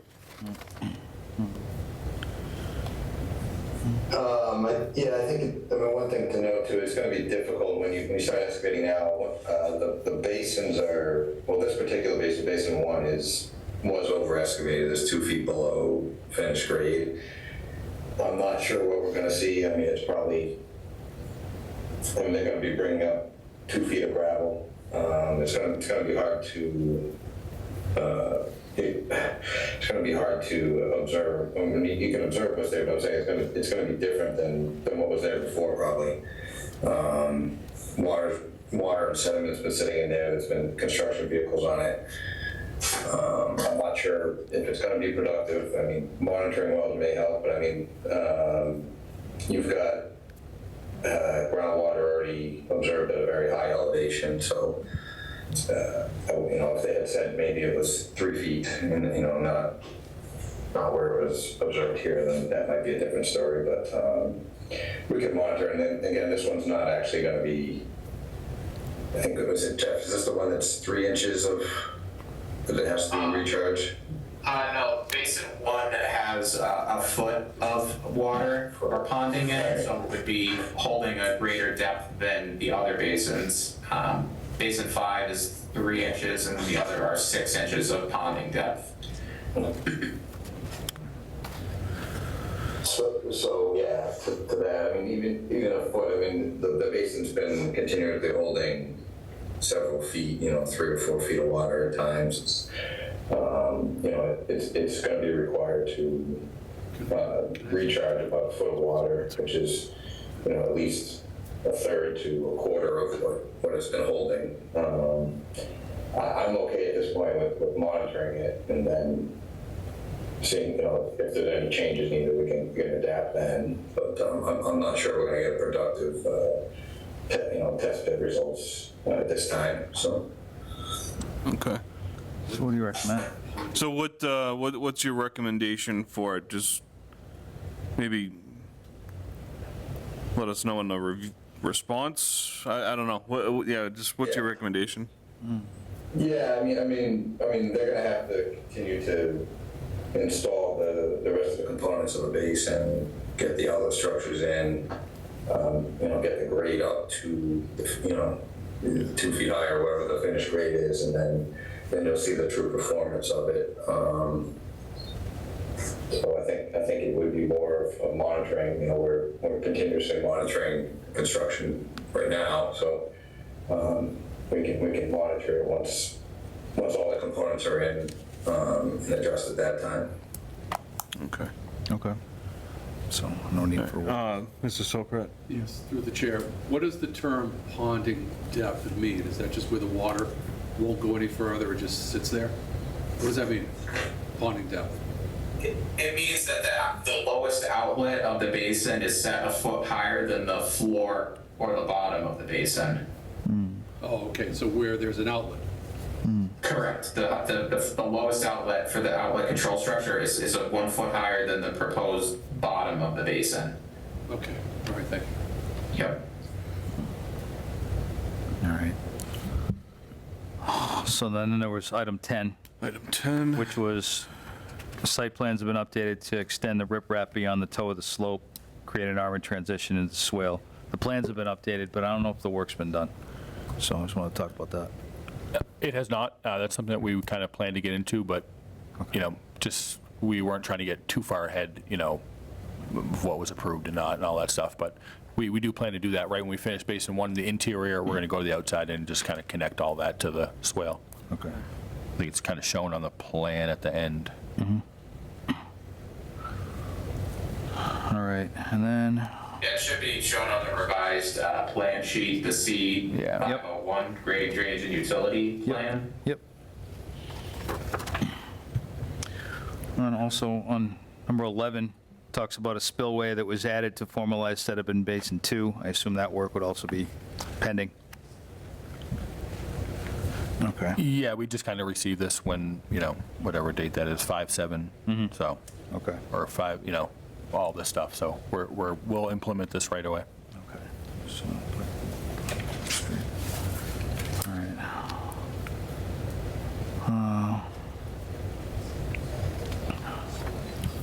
Those are kind of the big items that I noticed out of the review, but I don't know if Jeff wanted to talk about any of the others that are on here. I mean, we still need the Conservation Commission to kind of vote on the minor changes to this, and we should vote on some of these also. Okay. They removed the swale and the, that was early on. They removed the swale and the outlet for Oak Street, and that was pulled from the plans, and it is no longer on these plans. So that would be, that's not their intent to pursue this option at this time, as their response to comment 1. Yeah, I saw that. So that was removed, which I think is good.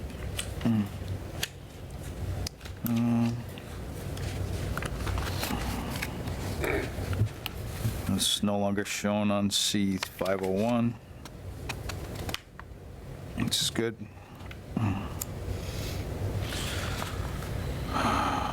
So, I know, Corey, I know you really hadn't had a chance to look at, sorry, through the chairman. Corey, you really hadn't had a chance to look at kind of their review, but from what I'm reading here, it seems a lot of it's pretty straightforward, and these seem to be minor amendments to the site plan. Would you confer with that assessment? Yeah, I concur with that. Okay. Okay. All right, so I think the board, if they want, could vote to approve the minor amendments to Basin 1 as laid out in the peer review in the response letter. If you wish. Yeah.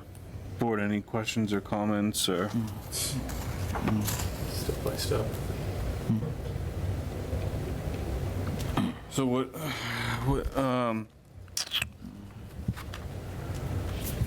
how many changes were there? I know it's just tough to look through this whole document to specifically label which ones are which, but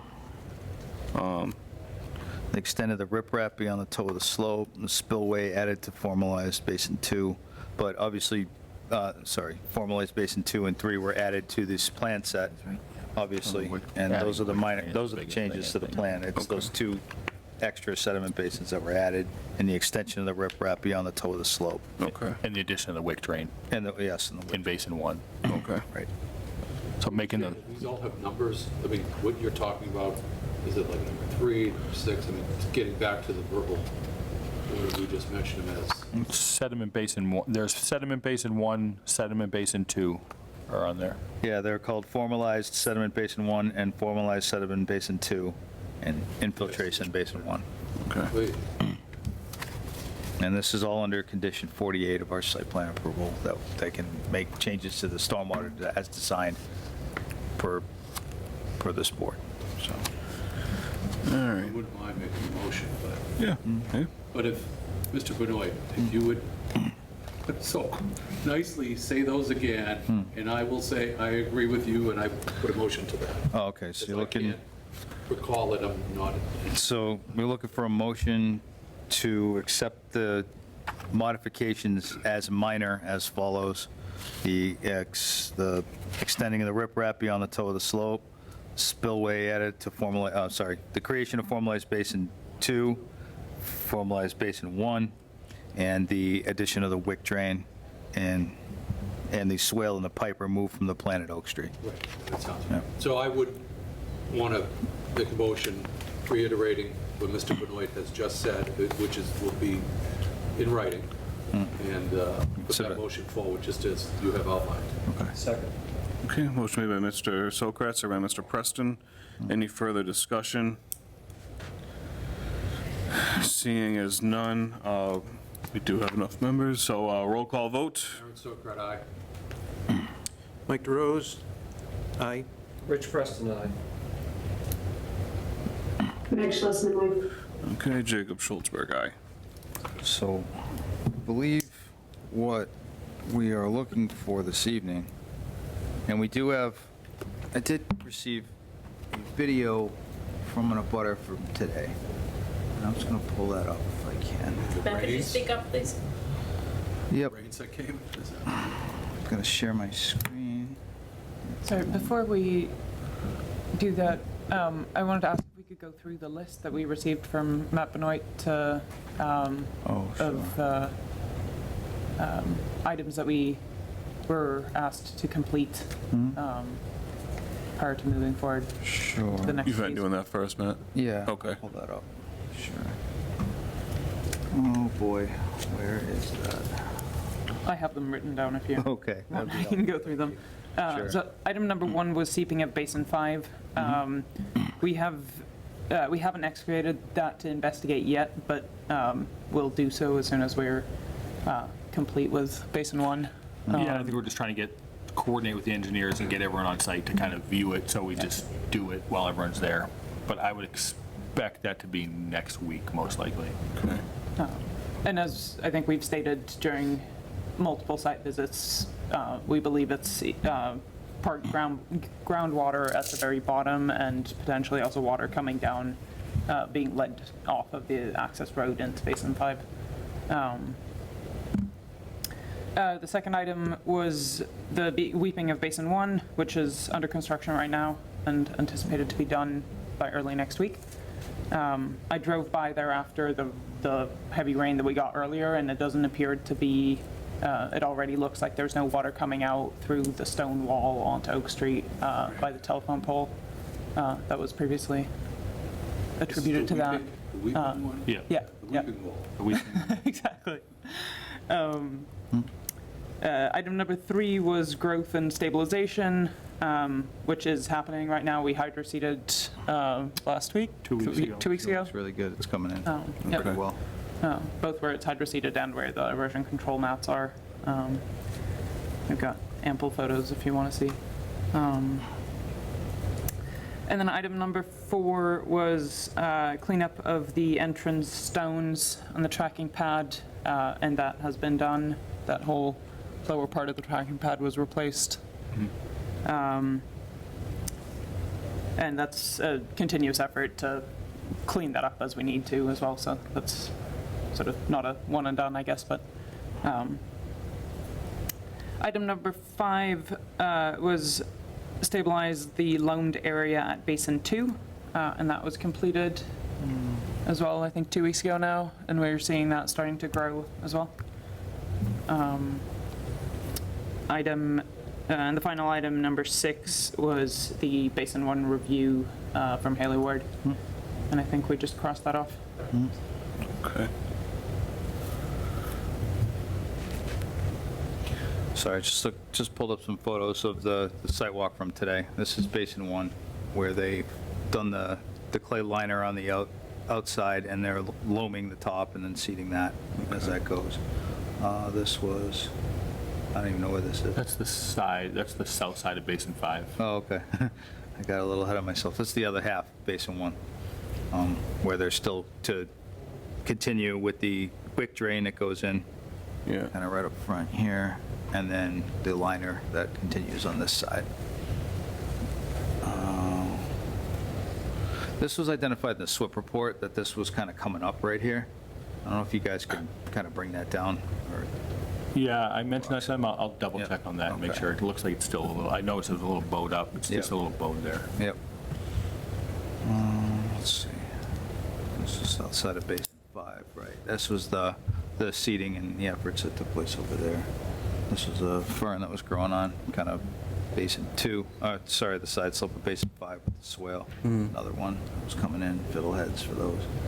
This is the side slope of Basin 5, kind of with this weeping area right to the lower right-hand corner. that's set to be excavated after the finish with Basin 1. This kind of shows the grass that's growing in around Basin 5. Just for- This was up above, it's the area that is still under construction. This is not part of our, I guess, hasn't been part of our reviews or anything, but this is an ongoing construction here that they're still It's like doing. Standing water kind of on the Yeah, yeah, swale. Yeah. It just rained before these photos were taken. Yeah. Like, Yeah. Yes, an hour. that's kind of right at the top of the hill, right where it kind of continues some access, some swales around. But otherwise, Basin 2 looks really good. There was an area that was strawed and seeded. The germination hasn't started coming up yet on the south side of Basin 2, but that should come up within the next week or so. Those are just my photos from the sidewalk today. Okay. I have a question, Mr. Chairman. Yes. South side of Basin 5. When was that seeded? Oh, geez. Is that recent? Yeah. Doesn't look like a lot's happening there. It's good to see what's there. It doesn't look like there's a lot of growth going on there. That's under the erosion control mats, right? No, that's like where it was strawed, kind of. Basin 2, yeah. Yeah. That one's strawed. That was in the last 2 weeks that was put down. Right. I'm trying to think, was that Basin, I thought that was Basin 5. Yeah. Both of them were done in the last like 2 to 3 weeks maybe. And you can see where there's the thicker straw when you look at it from further away, but kind of when you're up close, you can see the grass kind of coming up through it most places. Okay. All right.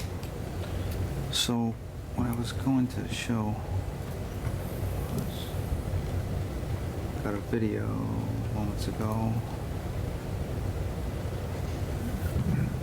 Here. Sorry. Am I still sharing screen? You weren't. Okay.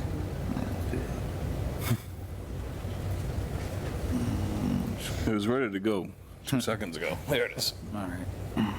This is a video we just got. This was from the downpours that's kind of just taken place. This is the swale in Oak Street. There's still some sediment coming in, obviously, and it's hard to tell if it's coming from the driveway or not, or if it's just coming from the road. But it seems to be coming from the road itself when you look at this. Was this after the rains this morning? Yes. I mean, this it is rained, this- you were there. Yeah, I this mean, is this evening. It rained. Yeah, this is this From evening. the rain this afternoon. And then the rain that afternoon was unbelievable. That was the one that this was from, I believe, right this afternoon. Right. Yes, this afternoon. Yeah, so. The streets were all seems to come from up above. right across but it's sheeting, coming a lot of the streets, yeah. down here and then into the, it's coming in right about here. It's kind of silting up, but Is that the culvert going across Oak Street at that point, right there? no, No. not yet. Not yet. It's just so tough to tell with the glare from the lights. Yeah. That portion was right in front of number 45. Okay. Yeah, I think that's probably, Wait, so that was about maybe 50 feet south of the project entrance. it's right across the street. Okay. Can we respond? Yes. So there's multiple sources to that swale, and we've suggested on a couple occasions to put riprap or reinforce that swale to avoid water from churning up the bottom of the northern swale that we know has been dug out by the town. And these videos obviously don't look good, but I was out there like 20 minutes after it stopped raining today and looking at where the water is flowing into that swale, and like some is probably coming from the dirt that's being shaken out in the tracking pad, which it serves its purpose, and we are cleaning that out, but it's like you can't tell if it's coming from the driveway just down the hill from us, or from the bottom of the swale, or from the road. Like there's multiple sources, and if we can put riprap in that swale to reinforce it, we're happy to do that in order to help mitigate this problem. Again, I think there's such a small amount of sediment. It looks like a lot, but we're not depositing anything anywhere from that source. Through the So I'm not- chair, so if you're suggesting, like we talked about before, that if you're able to put down some stone in it, it won't churn up Yeah. the underneath. Right. They need to petition the roadway commissioners in order to do that. Okay. Because it's in the right of way. Right. But again, Appreciate it. there have been no downstream, like, deposition from that swale as of recent, so, Plus, it just kind of did a lot of work within Basin 1. That might have churned up some sediment. I'm surprised if that's the case. Yeah, I guess we just gotta just keep an eye on it. Yeah. Through Brandon or conservation, just, there's so many eyes out there. We might as well just try to confirm and document, really. I just think they were real close to, I just think they're real close to finishing up with Basin 1. Yeah. Basin 5. I mean, if this board wanted to make a recommendation to Concom with conditions, obviously that these things are met, that they move on to the next phase, but it's still up to this board if they want to see those things completed first, or if they want to make a conditional vote this evening. I'm not going to be difficult, I promise. No, I just, we're just approaching like that 2-hour mark of our meetings. I don't want to try to go longer than we don't have to. So, yeah, if you can be quick, please. Yeah, we just have this 2-hour window. I want to try to stay within. Lori Hout, 41 Oak Street. I just want to put it out there that the portion of that swale in front of 45, I mean, yes, it has kind of, the base of it has risen. If we could get that cleaned out again, I'm not 100% sure that the town did clean it out when they cleaned out what was in front of 41, which is our house. And I would like to hold off on putting rocks down in there. That traditionally that area would be vegetated, but there's been so much water, whether it's coming off the site because there's more water coming off the site, or whether it's because we've had a lot of rain, I don't know. At this point, when it comes to what I'm talking about, I don't care. But I think you're going to change the look of everything if we have to put in rocks. And also, I would be concerned that if you're putting in rocks just because you don't want the silt to keep moving forward, isn't the silt just going to fill up between the rocks like it's done everywhere else? So that's just my little 2 cents that I wanted to put in. Thanks. One quick response is they did clean that swale out. We had some picture. We looked back and found some pictures of them cleaning that portion of the swale out in March. Yeah. Just my thought on it is, obviously the swale just needs to be updated one way or another. I know it's the town's responsibility. The town owns it, so I would entrust the highway department and the highway commissioner, the highway road commissioners to make the best judgment, with everyone's, concerns in mind. Sure. So I think that swale just needs to be looked at either by the highway or the highway commissioner, the road commissioners, one way or another. Right. And that's just my recommendation, if they do it or not.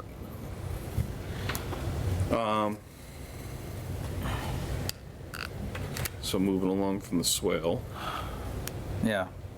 So I think the review of Basin 5 was complete. The Conservation Commission just needs to vote on the amendments also. Basin 1, we just voted on those amendments. Conservation Commission still needs to vote on those also. Typically, Conservation Commission, on any application that's in front of us, typically the Conservation Commission would review and approve something first before this board acts. But it's up to us if we want to do some sort of conditional recommendation to the commission. If we want to kind of recommend the commission authorize them to move to phase 4 so they can do the next 2 basins. I think that'd be a condition upon the completion of the items that we mentioned here today. We could do that if the board wishes. When's their meeting? They meet next Monday. Okay. And then we meet not 2 Wednesdays from now. So. Okay. Board, any thoughts on that? 5 days Monday.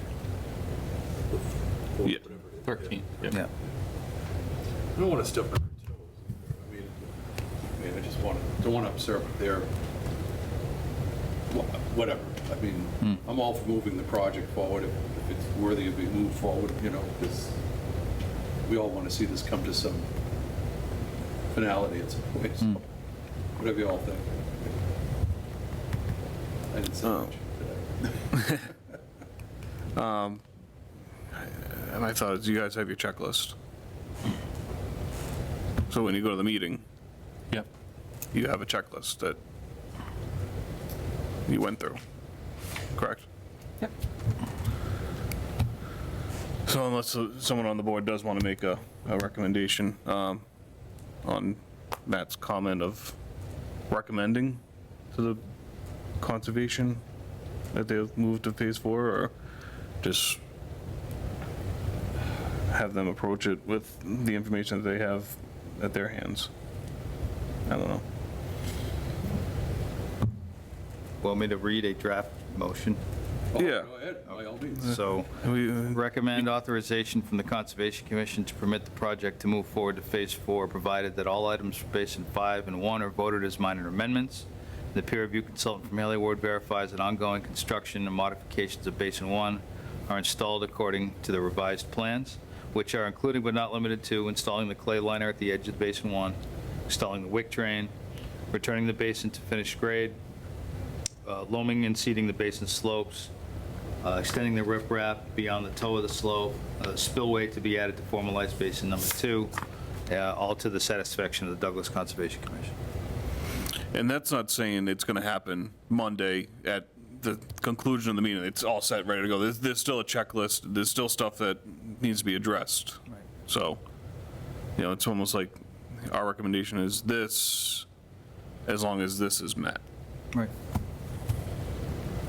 Does it, through the chair, does it put any undue relationship pressure on the conservation that we're usurping them? It's just our recommendation. It's just to them. recommendation, informative, like we're. Right.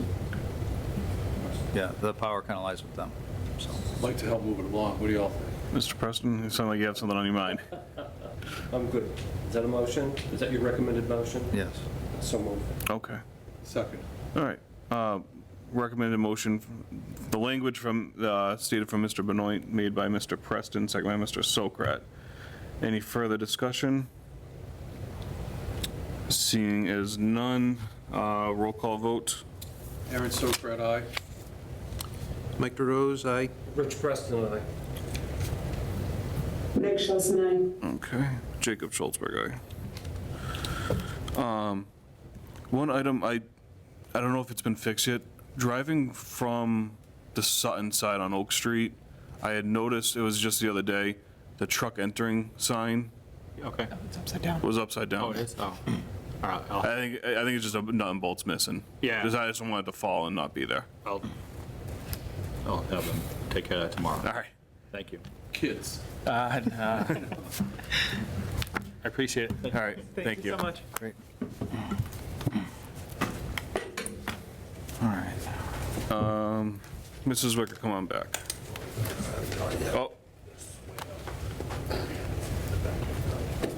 All right. What can we do with our?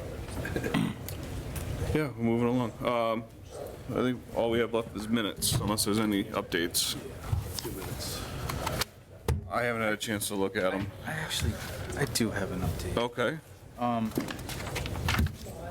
I might just have to pass this around, but I took a video up at Amp Solar on Wallem Lake Road of, and let's see.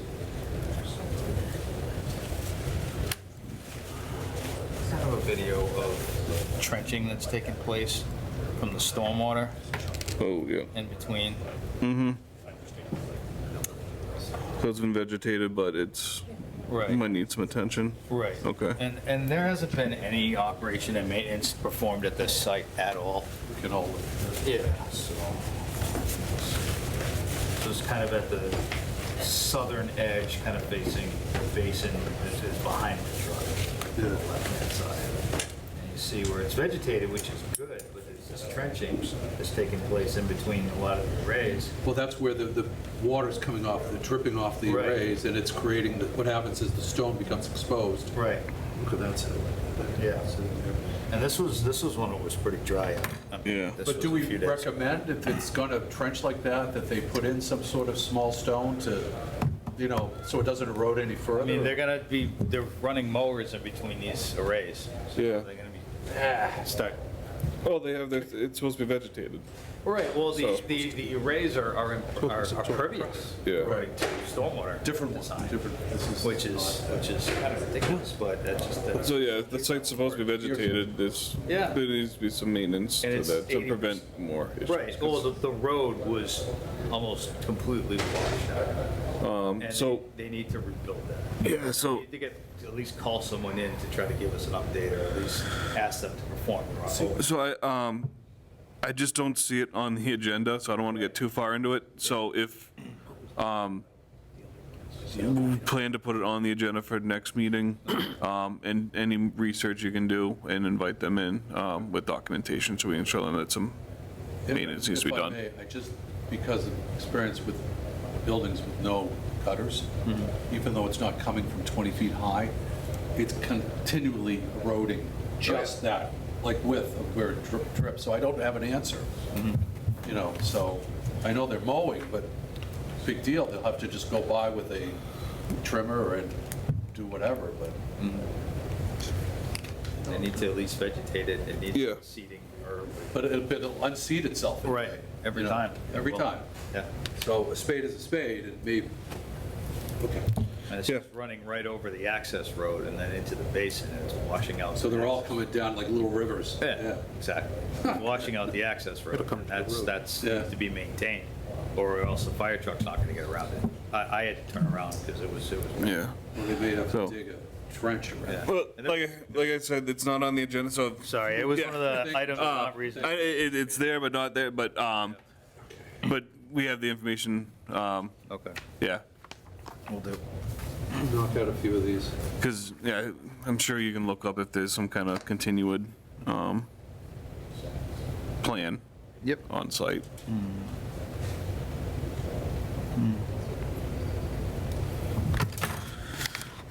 All right. Minutes, or do you have any other quick updates? We're like right at that window. We extended a little bit naturally because we had that 10-minute recess. Oh, that's okay. Okay. Unless anyone reviewed the minutes or has a motion on the minutes. Take it. Depending on Mike. We have 3 in the pack, and I haven't had a chance to look at them. I did. You did? Okay. Yeah, feel free, whatever you got. No, I sent my updates in. Everything pretty much looked good. I think, So you gave updates and then they updated, as far as as far as you know. As far as I know, the only thing I didn't see was on the latest minutes, my name is spelled correctly. It didn't get changed on the earlier ones. Oh. But I think the other things got addressed. Good. All right. So what I did was, I used the change tracking in Word, and then I just put comments to the side and sent them back. Okay. That's great. It's, otherwise, you've got to type all this stuff separately or make notes for yourself. I just, it was the easiest way for me to do it. Nice, nice. I have a question, Mr. Chairman. How long have the minutes been so expansive? It's almost a verbatim record. And it's good, you get lots of detail, but it doesn't have to be Right. verbatim. And I think that's kind of shown in our last meeting, but I think there was an email, or some kind of correspondence from town administrative, like what's actually required. Right. So I think we're trying to make it easier, or maybe. exactly. Yeah, it's like item, notes, votes. Right. It could be really simple. I'm back, Mr. Chair. Mrs. Wicker, welcome back. Do you want to hold off until you read them, or go? There's one person missing on the April 24th meeting. Oh, I'm sorry. I lied. Never mind. Everyone's there. Okay. Space. Good. No, if Mike's okay with them? Yeah. Do we need to put absent, I'm sorry, with Ernie Marks? Yeah, On the- still a member of On the the board. 10th? Yep. Ernie's still a member. Yep. So he needs to be added to the 10th. Yeah. April, Yeah. April 10th. so I thought, And all the other ones have it. Yeah. Yep. yeah. All right, if anyone would care to make a motion to accept them as amended. I'll make that motion. Or, Motion to accept the minutes for March 13th, March 27th, April 10th, and April 24th as amended. So through the chair on the 13th, I wasn't here, but I was involved in the meeting, so I did them all. Yeah, you could still vote. So I did it too. You did, yeah. I'll second that motion. okay, motion made by Mr. DeRose, second by Mr. Zwicker. Any further discussion? Seeing as none, roll call vote. Aaron Sokrat, aye. Mike DeRose, aye. Richard Preston, aye. Mike Swicker, aye? Jake Schultzberg, aye. Yep, and Jake Schultzberg, aye. All right, I'll entertain a motion to adjourn. We just have to sign some plans. Yep. So moved.